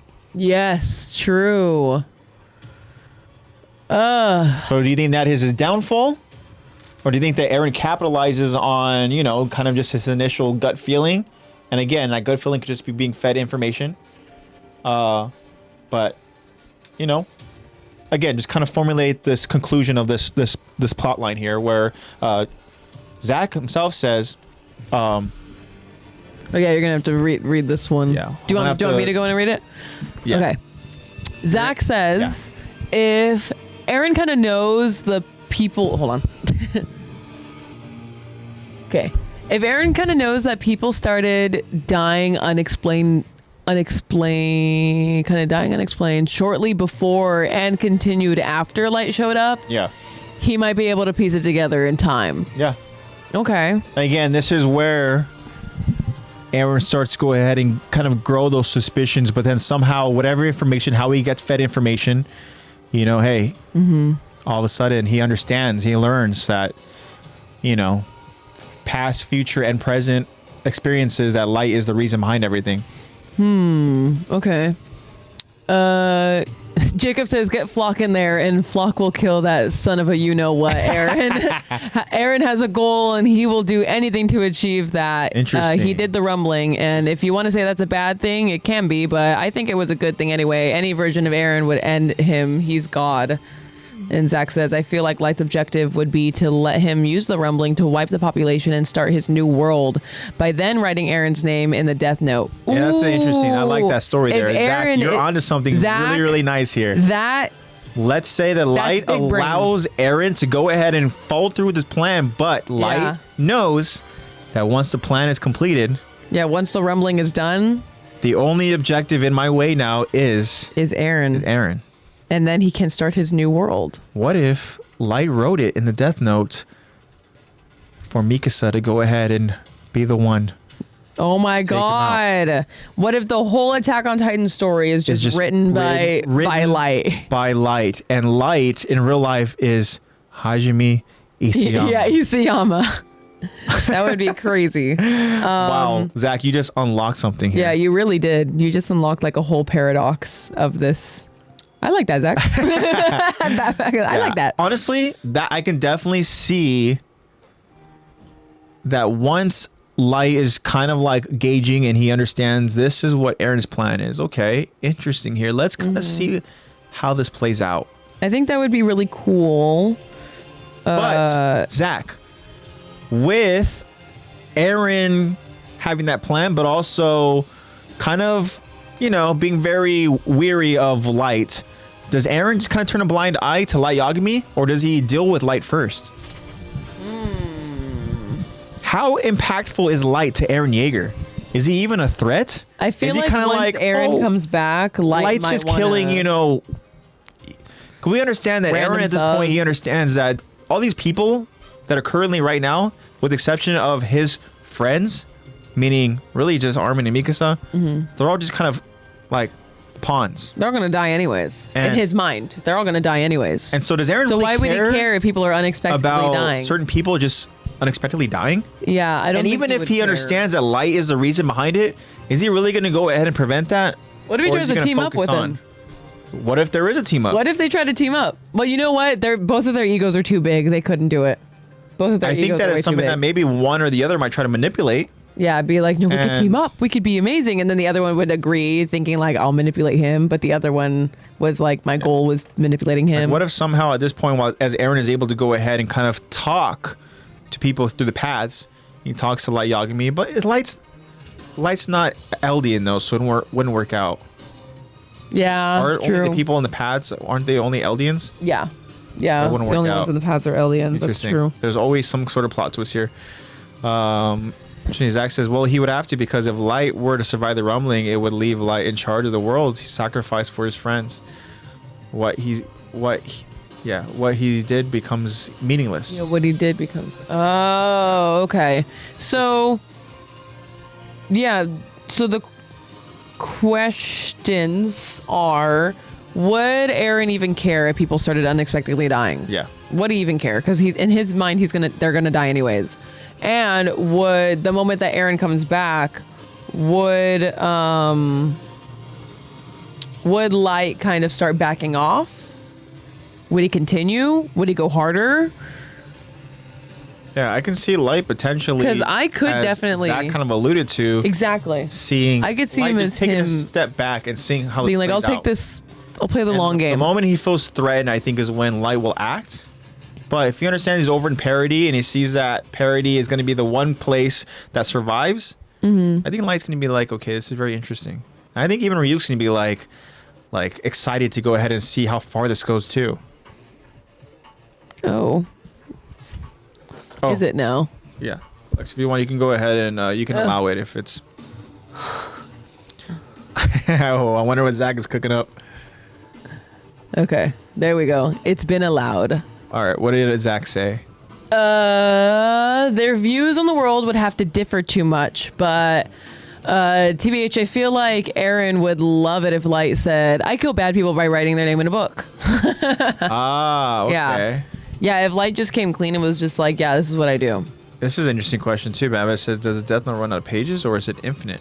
Oh, it does run out of pages, I think. Okay. Or is Ryuk kind of like, hey man, I've never seen anyone use up a DeathNote before. I know, yeah. And Ryuk's literally like, honestly, at this point, I don't think anybody has like survived as long as you have. No, you know, seriously. Because that's pretty much what he said in the anime. He was like, I think this Light is crazy definitely knows how to entertaining. Go ahead and Nier enters Parody. And then Nier enters. No way. Oh, that's the case in Light's Cooked. And there's other Death Notes too. I don't. Okay, so in this one, Light is the only Light's person just who's been dropped transported. into this universe. He's just dropped into. So what's the conclusion here? Who ends up surviving in the end? Are we saying Light's going to allow Eren to go ahead and follow through his plan and Light's going to go in off Eren? Does that mean Eren loses in his own world? I think if Light is smart, he will play the long game. Yeah. And kill Eren through the rumbling, but I think he'll kill Eren when the rumbling is starting, because I think Light is thinking, well, he can't kill the whole population of the world, otherwise I won't have a world to control. You know, he wants to be god of the new world, so he's gonna need people in that world. So I think Light, once the rumbling starts, would write something like, then he would think of something super smart, like something about the 13 years technicality or something about, because I don't think in the Death Note you can have people kill each other. I don't think he can write in that Mikasa kills him. I don't think you're allowed to do that in the Death Note. But I think Light would be smart enough to find a way that may be realistic with Eren dying. That's true. Then there would be. Yeah, there's the conflict. All right. I think he would try to lessen the damage, but I think no, because Light's ego's too big. He wouldn't want to just be god of Parody. He would want to be god of the world. Oh yeah, definitely. If it was hand-to-hand combat, then yeah, there's no question. Oh here. yeah, We're talking about hand-to-hand a combat. battle of strategy and brains here. We're talking about battle of wit, not the Not the studio. not the studio, but the smarts. Yeah, totally. Light would want the whole world, not just Parody. Mm-hmm. So, Do we think that at some point Light's gonna go ahead and slip up with his I think selfish Light's desires? ego might get in the way, Okay. and he might get himself. He may still kill Eren. I'm not saying that he wouldn't kill Eren. So He may in still that kill Q&A, Eren. then that means that Light. Yeah, I wins. think he may still kill Eren. However, that will be the reason that Light gets caught. Interesting. And gets defeated. Yeah. If Mikasa finds out, the Nier in the story will be Armin. Yeah. Say if Mikasa finds out that Light is behind Eren's death. Oh, Light is in for a very there is a wrath that is heading his way, and that wrath is named Mikasa. He better get to Mikasa. And Ryuk's gonna be smiling the whole way. Yeah. Ryuk's gonna be smiling. Yeah.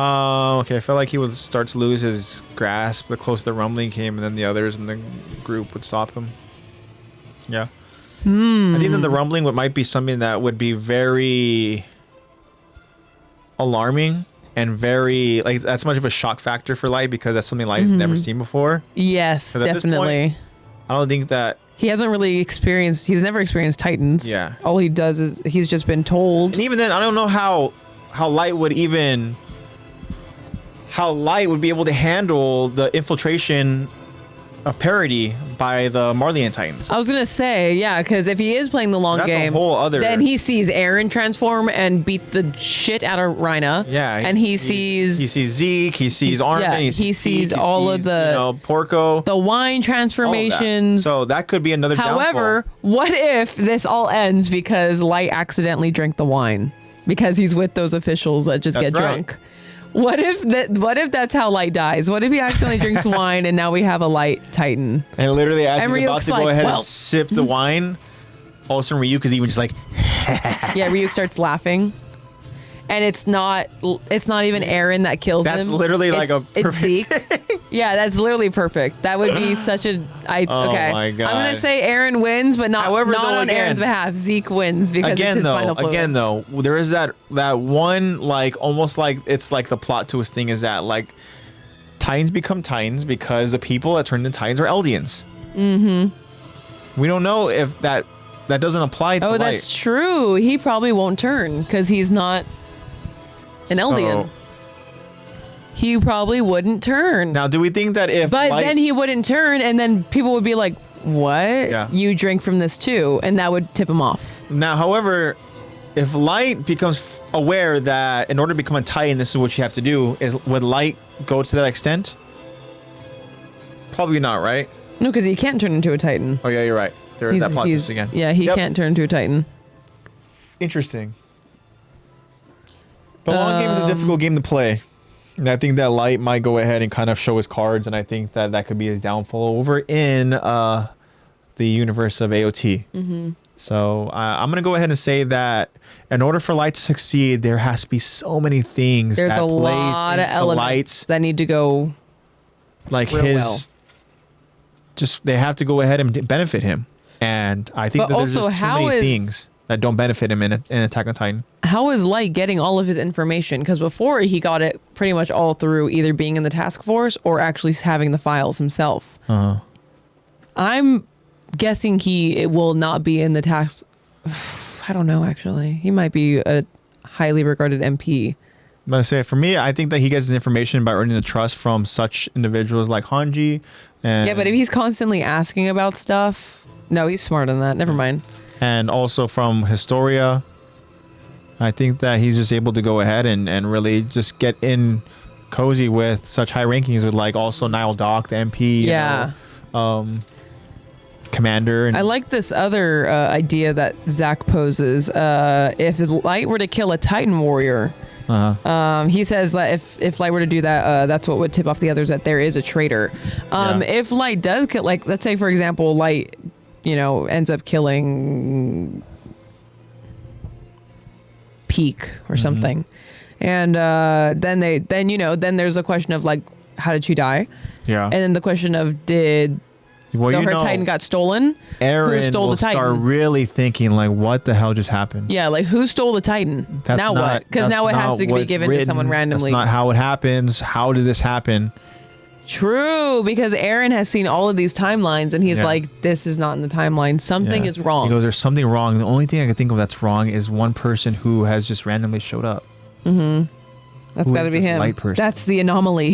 I think that if that is the case, and light's done for. Then yeah, He's done. honestly, as cool as I think you are, man, yeah, I think you're done. So pretty much, You're when it comes to light being just transported into the AOT universe, light literally has to go ahead and be very methodical, play the long game, and let so many things play out in his favor. And he has to be lucky in order to even have a chance of success. Whereas Eren has a lot of ways, a lot of factors, a lot of abilities to go ahead and take light out of the equation. So I think in that regard, we can go ahead and declare Eren. Yeah, Eren wins that. But now, Eren is now transported over to the world of Death Note, and this is season 4 Eren. Now let's say this is again But same. he cannot control the timeline because that's not in his. He's not No, in but he his still universe. is the This Titan. big old Titan. Okay, what would be the reason? Give me the setting and the setup, the reasoning for their fight. Okay, so here is the kind of like, brief little synopsis here that I can go ahead and come up with. Okay, So you got this. the Eren here that's going to be transported over to Death Note is going to be the Eren that has been saved from Marley, Okay. right? So Got it. that means that this Eren has all of Eren's like thoughts, all of Eren's like processes and everything, and that means he also has the Warhammer Titan. Mm-hmm. Okay. Yeah. Which is another really good one. Eren somehow, and let's say for whatever reason, after everything that Eren did to go ahead and infiltrate Marley and everything that he did to go and claim the Warhammer, that Eren decided to go ahead and take a nap. Right? Okay. Eren goes and wakes up and he's somehow transported into this new timeline that is Death Note. Yep. And the Death Note that he's being transported into is when Light is at his like peak, Just Kira, killing. boom, in control. Fully understands the Death Note, how it works, and the loopholes. Spoiler alert again. And his adversary, Light's adversary, is gone. Mm-hmm. Light thinks he has won that battle. Now there is a new foe that enters, the fray here. his universe. Before, obviously, Nier and what's the other dude's Mello? Before they even become a factor as well. Okay. They're still, Nier and Mello are still obviously in this universe, but they're not a factor in it yet. Mm-hmm. So Light thinks he's untouchable. All of a sudden, Eren Yeager arrives. Now, how do you think Eren handles this? And do you think Eren transforms and becomes a target right from the get-go? Or do you think that Eren tries to go ahead and fully understand his settings? I feel how like you envision it. Since you are pretty much the, Death Note kind of, I'm the Death Note person on this podcast. Yeah. So now I want you to go ahead and kind of explain how Eren enters this Death Note world. I told you how Eren somehow gets into the story, what Eren's capable of. Now, what do you think Eren does? And, I think. Sorry, guys. I think that, firstly, Eren is extremely intrigued by. I think he's extremely intrigued by the technology and what's going on. Mm-hmm. He's like, holy crap! Yep. You can see what's happening on the other side of the world. Holy crap! You can all this information and all this stuff going on. Now there's so much education. He has to learn. He's gonna probably take the time to learn about this new world and understand that there is these killings happening. However, the only reason why I think Eren... The only reason... I'm not just going to say why I think. It's a fact. The only reason why Eren is so powerful in Season 4 is because he finally understands the paths and he finally understands timelines. Yeah. He does not control any paths or timelines in this universe. So, I feel like Eren might subtly revert back... Sounds like a mom's home. Sounds like... it seems like Eren might subtly... maybe revert back to his egotistical self. Yeah. Where he's like, I'm powerful, I could do whatever the hell I want. Even though he can't control the timelines, and he might just be like, I'm gonna fight. It just feels right, I'm gonna fight. And I think that will be his downfall. Interesting. I think that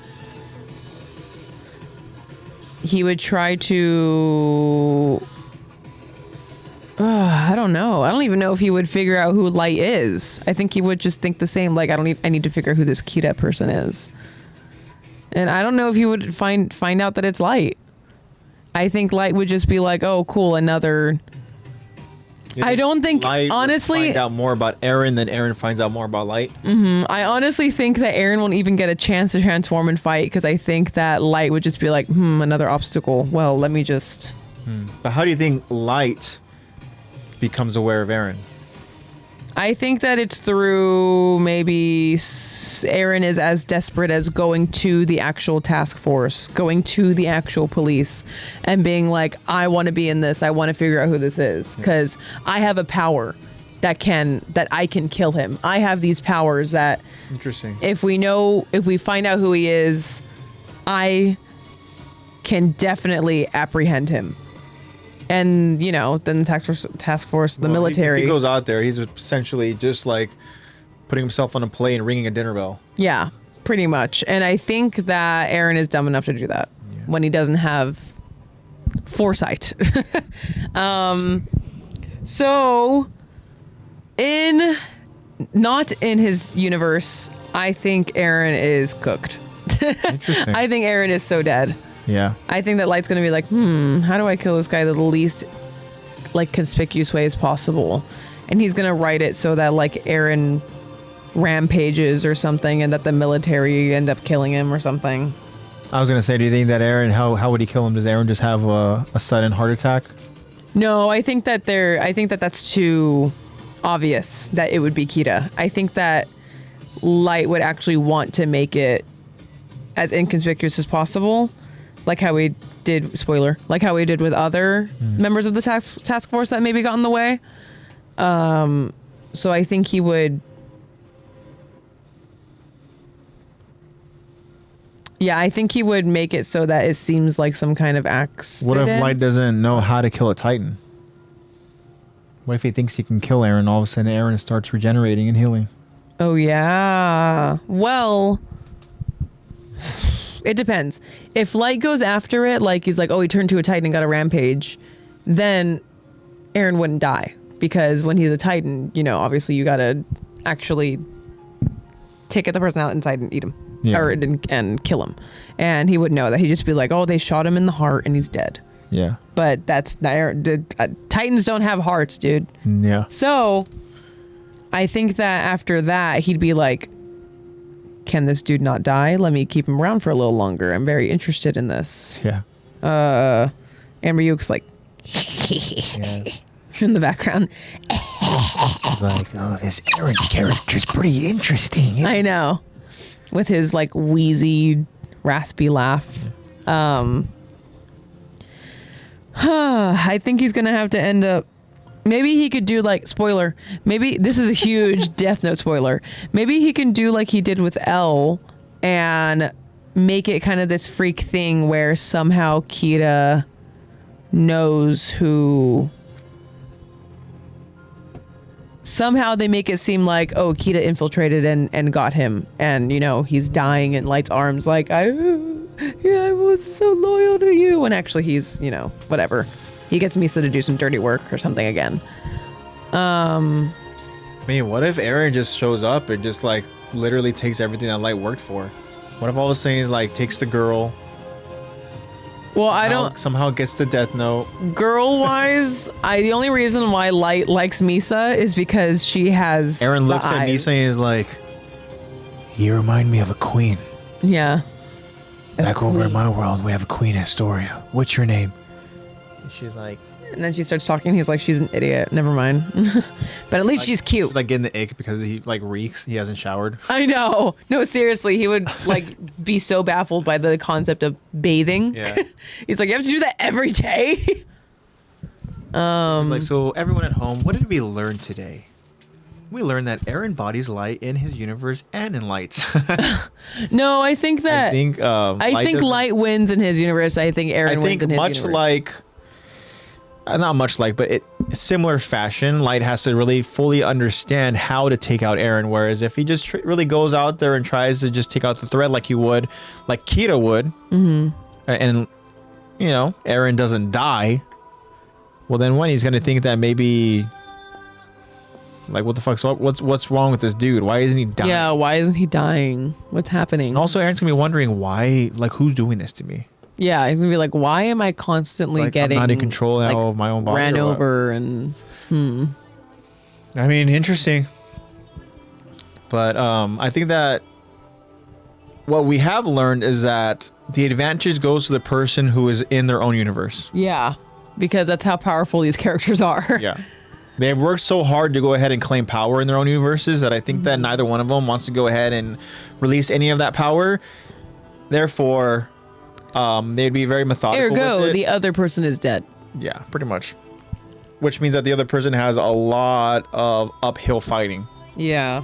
In other words, Obi-Wan said, I have the high ground. Yeah, I have the high ground.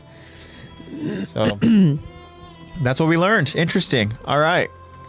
Do we have any DMs about it? Let me look at that. Any responses? And then we can go ahead and wrap up this episode with maybe the controversial list of characters. There's also another one recently that is the top quotes from Eren Yeager. We can read those quotes in Eren's voice. Okay. All right. We have from Jacob from regarding the poll saying Eren, because he was the one I liked first. And then I said I appreciate the loyalty. Yeah. And he said my boy was killed. It's still light. Oh, my boy was killed, but it's still light. Did nothing wrong, and I'm dying on that. All right. Much like he's claiming that Eren also did not do anything wrong. And Kyron said, why is this even a question? Eren will kill Light before Light even gets a chance to learn Eren's name. Ooh. Yeah, I feel like that would happen if they were I'm introduced interested as to like, okay, hear- you guys are fighting, go. Well, that means that Kyron obviously has a way of it playing out in his head. So I would love to go ahead and find out from Kyron certain details. I feel like Kyron was maybe thinking like they're thrown into like this like Pokemon battle. And it's like, okay, you guys fight each other, go. Yeah. And Light's like, what's your name? What's your name, dude? You're seeing Bad Bats thinks that Light would use Eren to Light's benefit. But Light would have to find something to get Eren to go along with. Yeah. Interesting. You can have Misa if you're loyal to me. Yeah. Or he's I don't know like, why I what? gave Light a deep voice. His voice is not deep. He's like some little boy. Interesting. Wow, it's already... Time has really been flying by. I just realized what time it was. Oh, really? How long have we been going? We've been going for 2 hours. Okay. So we'll go ahead and wrap up with the controversial list, and then that'll be the episode. Time has been flying hanging out with you guys. Jeez. Most definitely. Let's see what we got here. He'd eat Light like Willie. Oh, like Willie Tiber. Oh, like Tiber.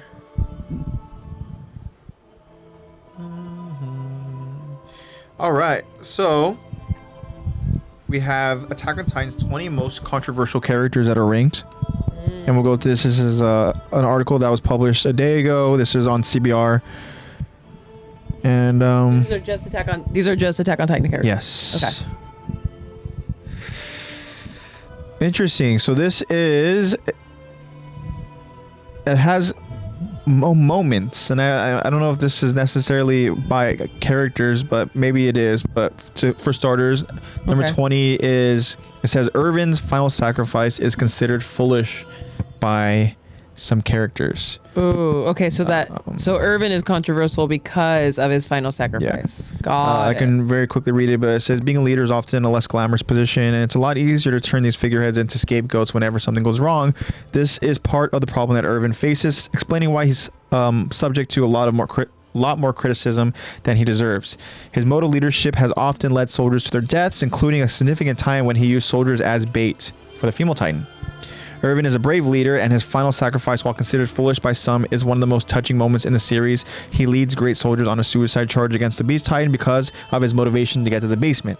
Irvin goes out like a true hero, but his tendency to believe that the ends can justify the means more makes him more of the most hated characters. And that's interesting. I don't really necessarily believe that, but I don't think he's really one of the most hated. But Yeah. I guess what's controversial is Irvin's sacrifice, which people think is foolish. And then I agree, which is why it was such a controversial decision between choosing Irvin and choosing Armin. Yeah, totally. Interesting. Screaming at the TV. Another controversial moment was number 19. Demo Reeves was a corrupt businessman. Just in closing, I'll just read the last part here. I won't read the entirety, but it says, Demo's character develops significantly in the latter part of the story. He helps the Survey Corps after learning the government's intentions, leading to his change in priorities. Demo Reeves had to ultimately pay for his change of heart with his life by getting killed by the Interior Police. This sacrifice redeems him in the eyes of some fans, and the initial action by the character remains a major reason why he is despised. Interesting. Wow. Okay. Demo Reeves. Okay. Yeah. Guess it was a controversial moment. 18. Theo Bagath's insufficiently explored character shift. Okay. Okay. I can kind of understand I can get behind that one. Yeah. I see that one. It says Bagath's earlier decisions led to the destruction of countless innocent Eldian lives, which is why fans feel the abrupt change in his decision was frustrating. He did acknowledge some of the destruction Marley caused, but never fully considered himself responsible for the oppression of the Eldians. His sudden character shift without taking a lot of responsibility felt forced and dismissive of him as a character, making fans hate him. Okay, I see that. Okay. Yeah, that I mean, I feel like Theo Magath is definitely an interesting character, but I think that they try to...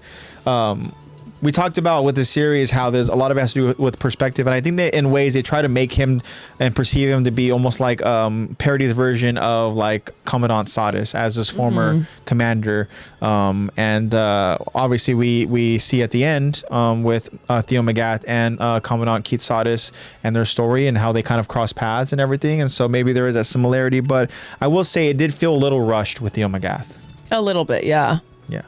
But we are anime only, so maybe it's more explained in the manga. Maybe it's warmed up to it a little bit more, but yeah, I could totally see how Theo Magath would be a controversial that'd be a controversial moment for him as a character. Number 17, and another controversial moment is Armin's cowardice frustrated fans. I know that this did frustrate a lot of people. I think that I know with watching with Dad that Armin is a character that frustrated Dad. Just the last little part here, it says viewers fail to realize that Attack on Titan intentionally paints Armin as a stereotypical timid character to highlight the extent of his evolution in the series. His non-confrontational behavior makes some fans frustrated with the character. All things considered, it's nearly impossible to hate Armin in the story's final chapter, as his cleverness saves his comrades many times. However, Armin has done some worse things in Attack on Titan that have sparked debate among fans. Oh, okay. Yeah.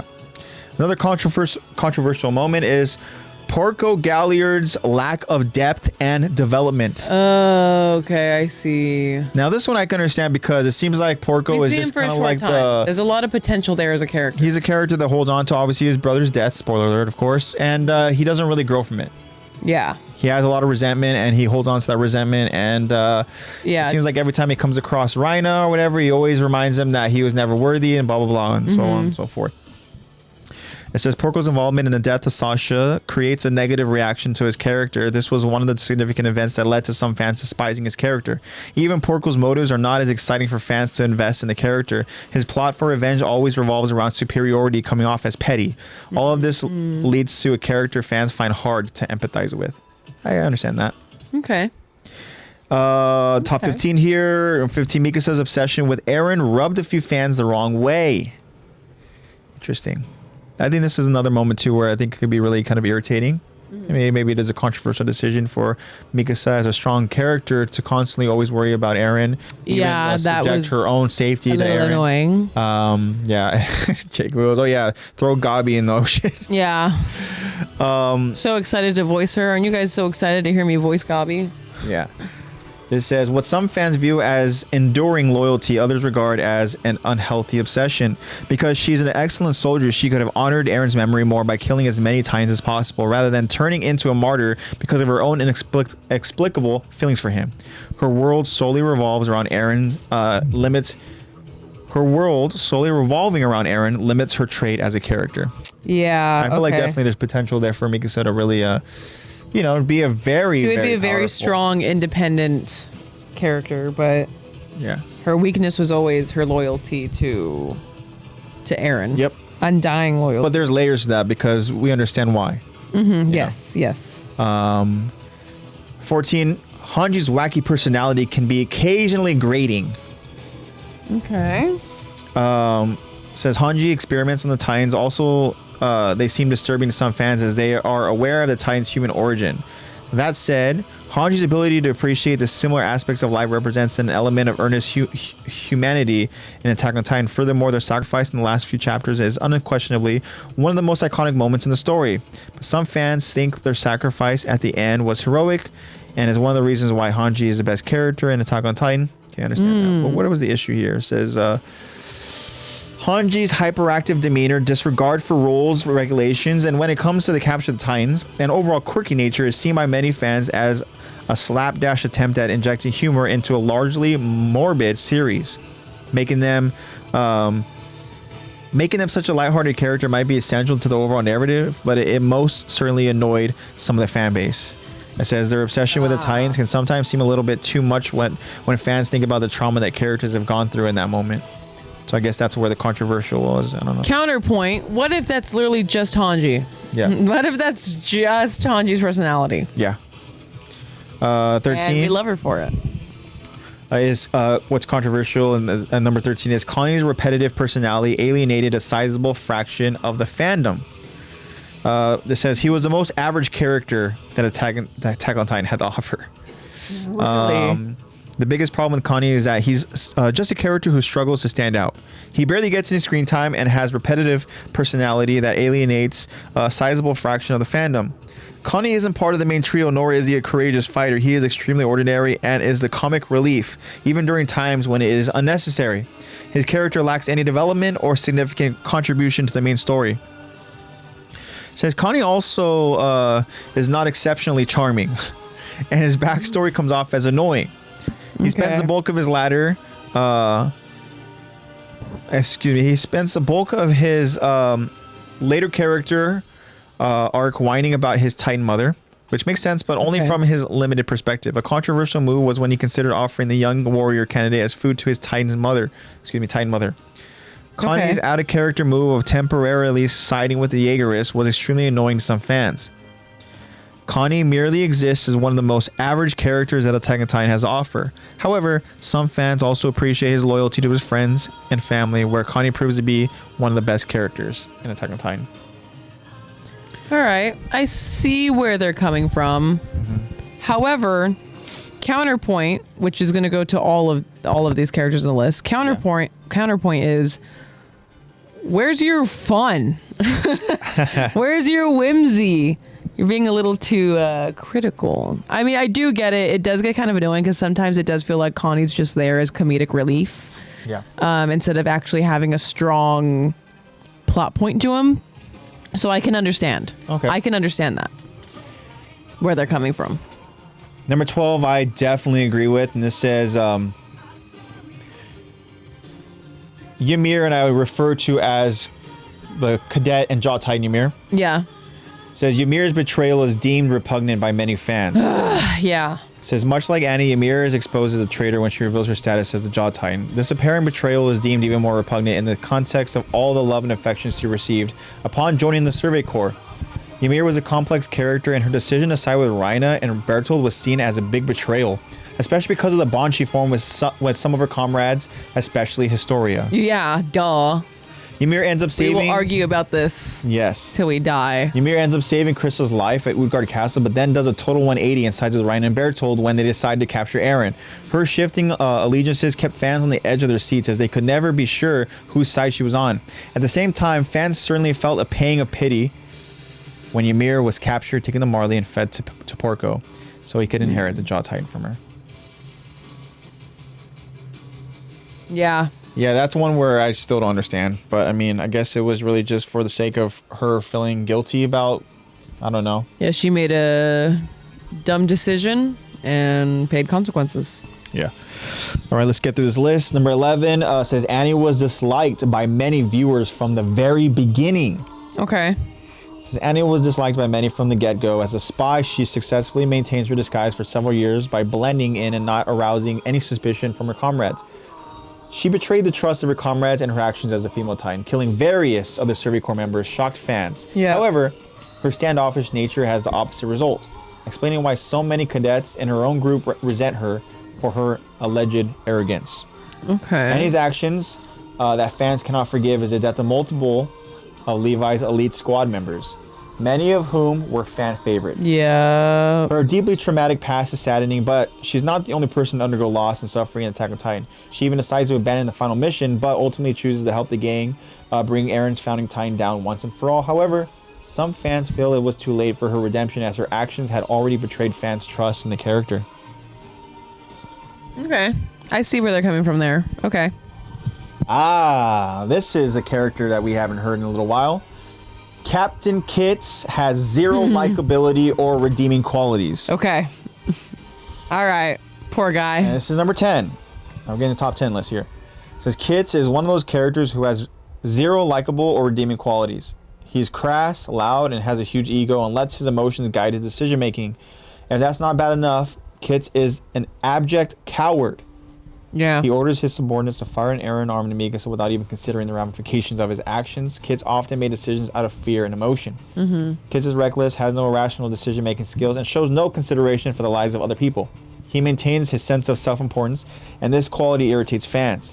Kits' recklessness was thankfully stopped by Dot Pixis, who forced him to stand down and take charge of Eren's safety. It's not that Kits was a bad person per se, however. He had consistently made poor life and career decisions while expressing zero remorse. All right. I agree. Also, Kits was given literally such a badass voice. He's voiced by the GOAT Chris Sabat. Yeah. Dang. And that made Kits a little more likable. Solely because he was voiced by Chris Sabat. Oh, this character's gonna be cool, and turns out the character. And you're like, oh. Number 9, Bertholdt's cowardice is finally demonstrated right before his death. It says Bertholdt's character could have been a lot better fleshed out. As it stands, fans just can't stand the sight of him. His first instinct upon encountering trouble is to run to Rhina, expecting his friend to drop everything and protect him. Bertholdt's cowardice is finally demonstrated right before his death as he cravenly begs and pleads for his life. Fans are given zero information about Bertholdt to make them sympathize with his action, and he also doesn't seem to have the right set of motivations required for his job as a Marleyan warrior. Okay. Bertholdt was responsible for breaching Walmaria, which led to a series of events including the deaths of many people. This action itself makes fans loathe him, and his betrayal of friendships formed Eren, Armin, and others also make him an unlikable character. His role in several events that led to tragic things did not make a good argument for him anyway. In the end, Bertholdt perishes as one of the most irritating villains in Attack on Titan. Jacob says, don't talk crap about Birdie. I think what it is that Bertholdt is another character where we didn't really, it even says here, we didn't fully understand him. Yeah, we talked about it when we analyzed that part of the story, when we went and reviewed it. And we talked about how we did wish that we saw more of that Bertholdt, obviously right before he died. Yeah. But then he just resorts back to that cowardly, Bertholdt who's begging for his life. Yeah. And I can understand the kind of like, the annoyance of that. Yeah, I could see it. I could get it. All right, number 8. Zeke doesn't appear to have any consideration for his own race. Okay. All right. It says Attack on Titan is such a satisfying experience for two main reasons. A solid, engaging storyline and highly complex characters who continuously evolve with the story. Zeke's initially villainous role becomes more intricate when fans learn about his parentage. As Eren's older half-brother, even the Beast Titan was given the benefit of the doubt. His way of saving the Eldians by sterilizing them was considered a mass genocide by fans. Zeke's actions showcase his betrayal of both his immediate family and his heritage. However, this revelation doesn't absolve him of his former crimes, including Erwin's murder, which fans cannot forgive him for. The character manipulates both enemies and allies alike, showing his disregard for the consequences of his actions, especially for other people. And Zeke seeks to remedy the problem by sterilizing the Eldian people, a choice that Eren refuses to make. Fans abhorred Zeke's lack of consideration for his own race and were delighted when Levi decapitated him in the end. Okay.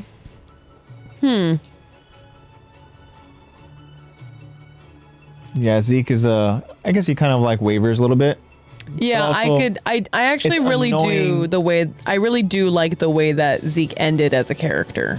I think that there were some redeeming qualities there. Yeah, but I mean, he's still a rat. Yeah, definitely still a rat. Yeah, I could see that. Yeah, he's still a dirty little rat. Yeah. Number 7, Eren murders the vast majority of the global population. Ooh. Yeah. That's number 7? Number 7. What? 6 I don't are know. more controversial than genocide. Yeah. Eren's character shifted from being a promising protagonist to a controversial and one of the most hated antagonists, leading fans to feel betrayed by the character.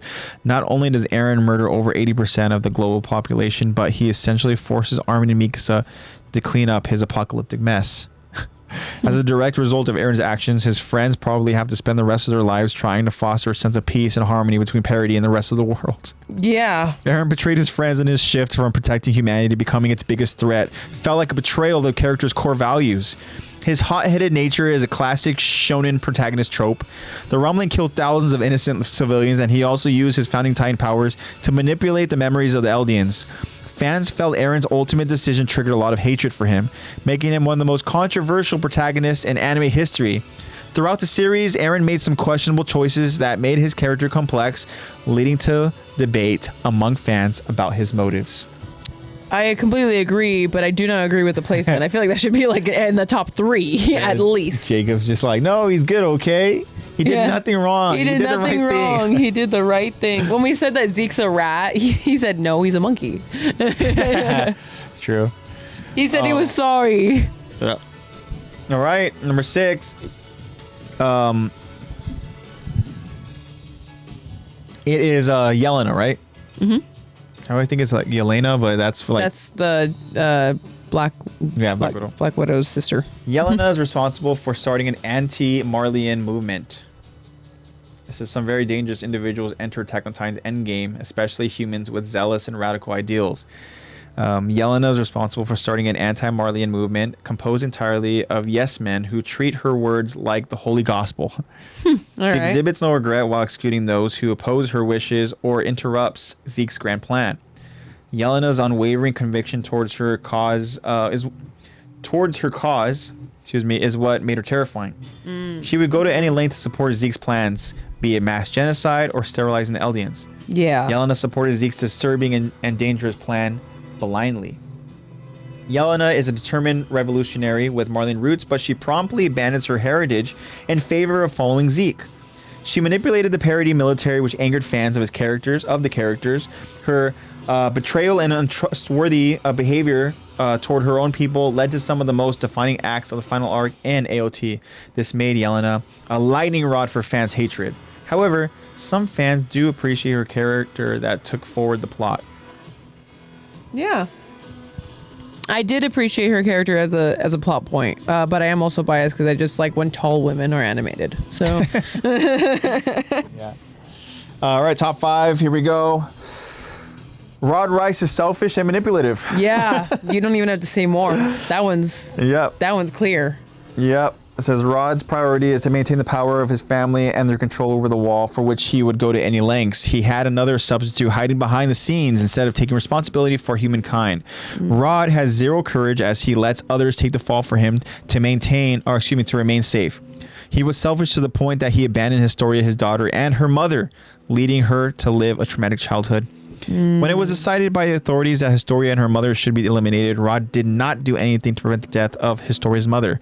He was willing to shorten the lifespan of his daughter as he tried to convince her to eat Eren to gain the power of the Titan.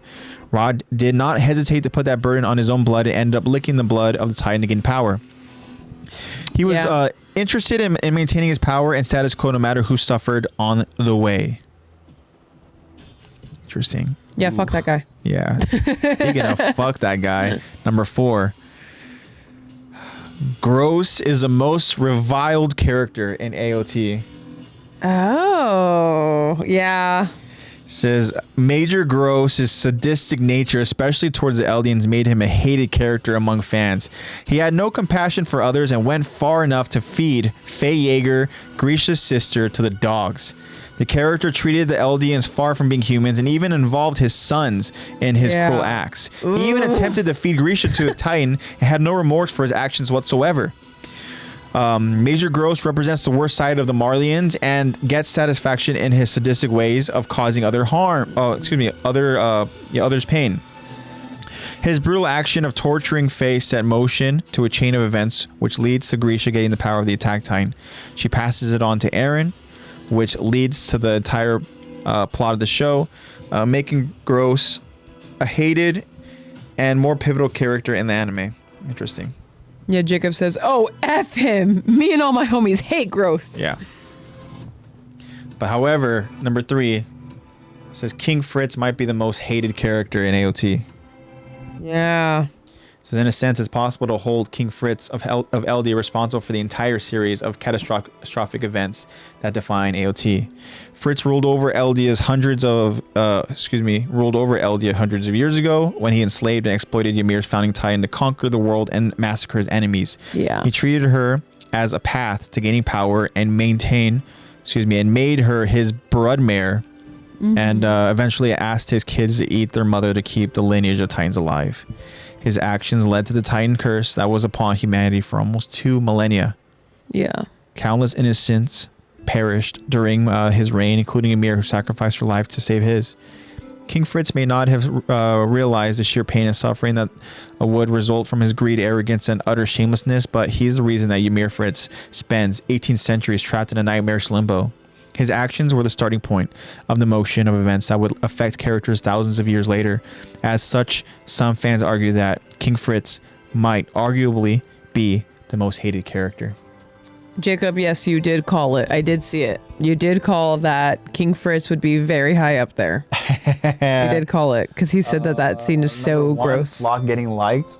Interesting. I will say that you're onto something. However, Flock is number 2. Oh. Says Flock triggers a violent revolution that leads to many deaths. Flock Forster begins as a benign, almost forgettable presence in Attack on Titan, only to transform into a despicable player during the final arc of the series. Yeah. He simply snaps after a lifetime of following orders and becomes one of Eren's main minions during the Jaegerist Revolution.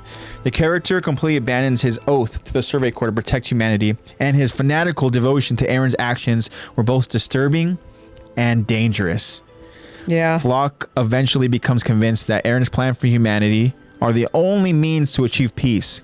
Among the many things fans love about Flock is that they shouldn't include his willingness to execute anyone who opposes Eren's ideals. Yeah. He's willing to kill old friends and completely corrupt his former values to accomplish these goals. It's a terrifying metamorphosis, especially given how much Flock acquires in the... Sorry. It's a terrifying metamorphosis, especially given how much purpose Flock acquires in the process. His attempts to undermine the peaceful resolution that volunteers of Marley brought over to help Parody was one of the most hated things he'd done. Interesting. Ooh. Okay, yeah. Yeah, because I don't know very many people that like Flock, but I know Jacob, so there must be people out there. Now think about it. Who is the character that I think a lot of people are going to hate? Gabi. Yeah. She's number 1. Number 1 is Gabi. Gabi was intentionally designed to be a foil for Eren. One of the most hated characters in AOT, Reina's cousin Gabi, was designed to be Eren's foil. Unlike Gabi, her brother Reina is considered one of the best... Wait, let's say unlike Gabi, her brother? Brother? No, cousin. Yeah, why does it say that? It literally just says Reina's cousin. It really just said cousin. Oh, it says unlike Gabi, her brother Reina is... That doesn't make any sense anyways. Yeah. Reina is considered one of the best characters in Attack on Titan.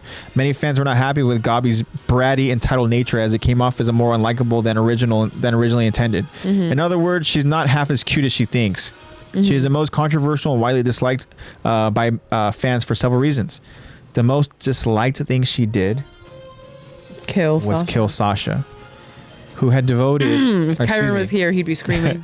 Who had been a beloved character since season 1. Yeah. Initially, Gabi was a character who saw everything in black and white, and she wanted the devils of Parody to be destroyed. However, she did not become she did become more soft-hearted with the kindness she received from the people of Parody, and fans thought she was overbearing, disrespectful, and domineering while threatening to punish her fellow aliens the moment they disagreed with her.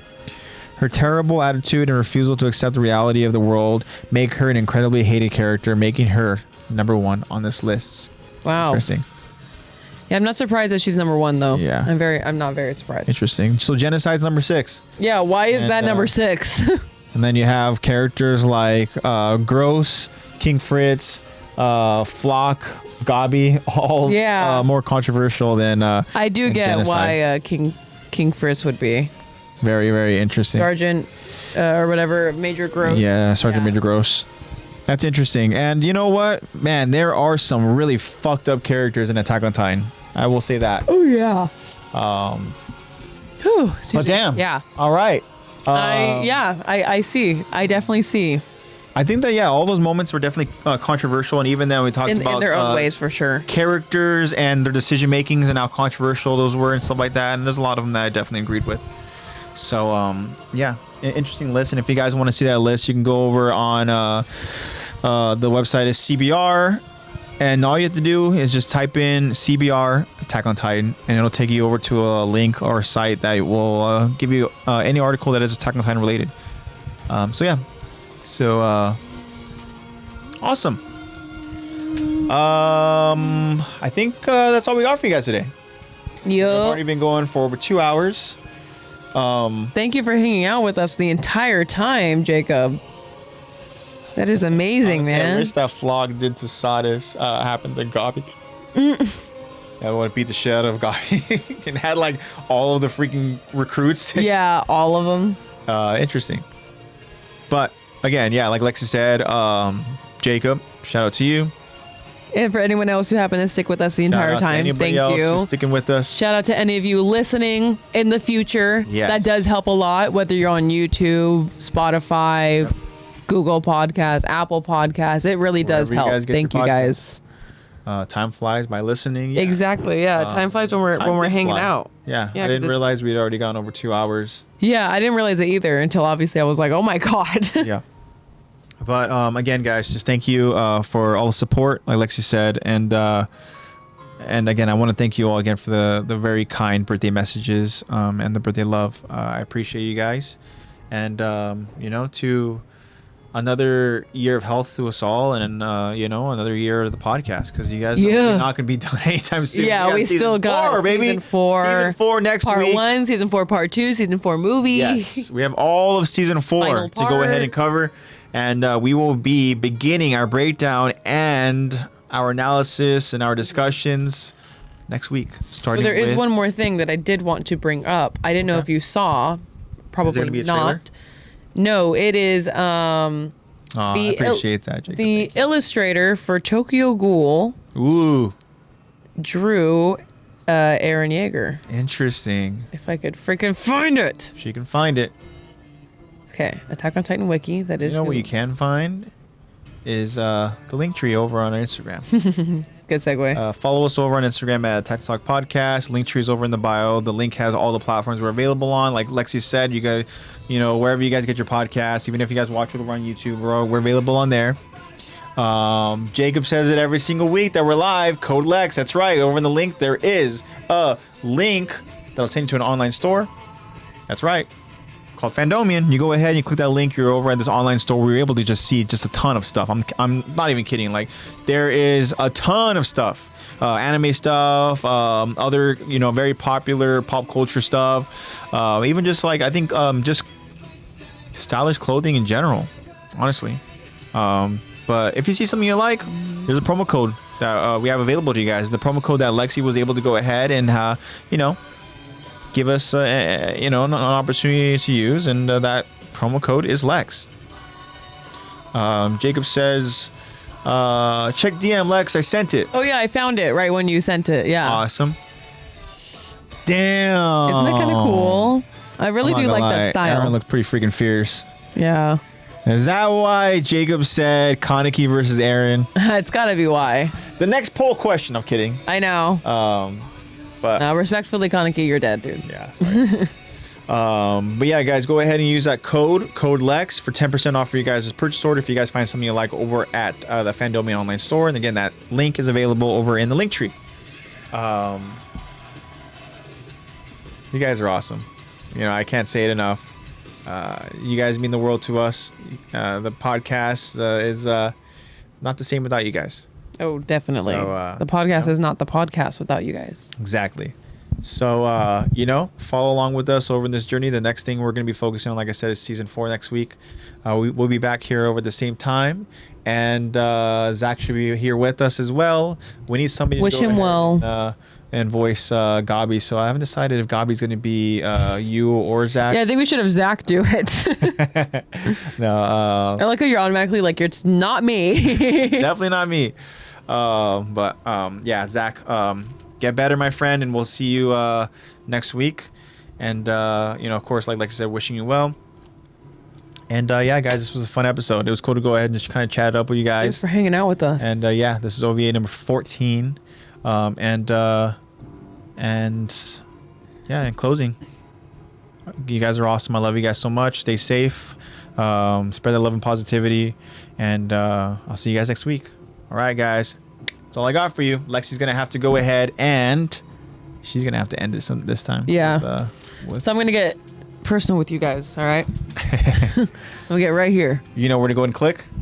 Just stop streaming. Yeah, you're going to go ahead and then stop recording. Yep. Exactly. Okay. Yeah. Got it. Okay. I'm looking at you. Looking at all of you out there. This is getting real serious. I'm not even in focus. This would be a lot better if I had something prepared. Oh my God. And it's like right when the bass drops. All right, guys, be safe. Have fun. Enjoy life. And remember, little kids are super impressionable, so please be careful.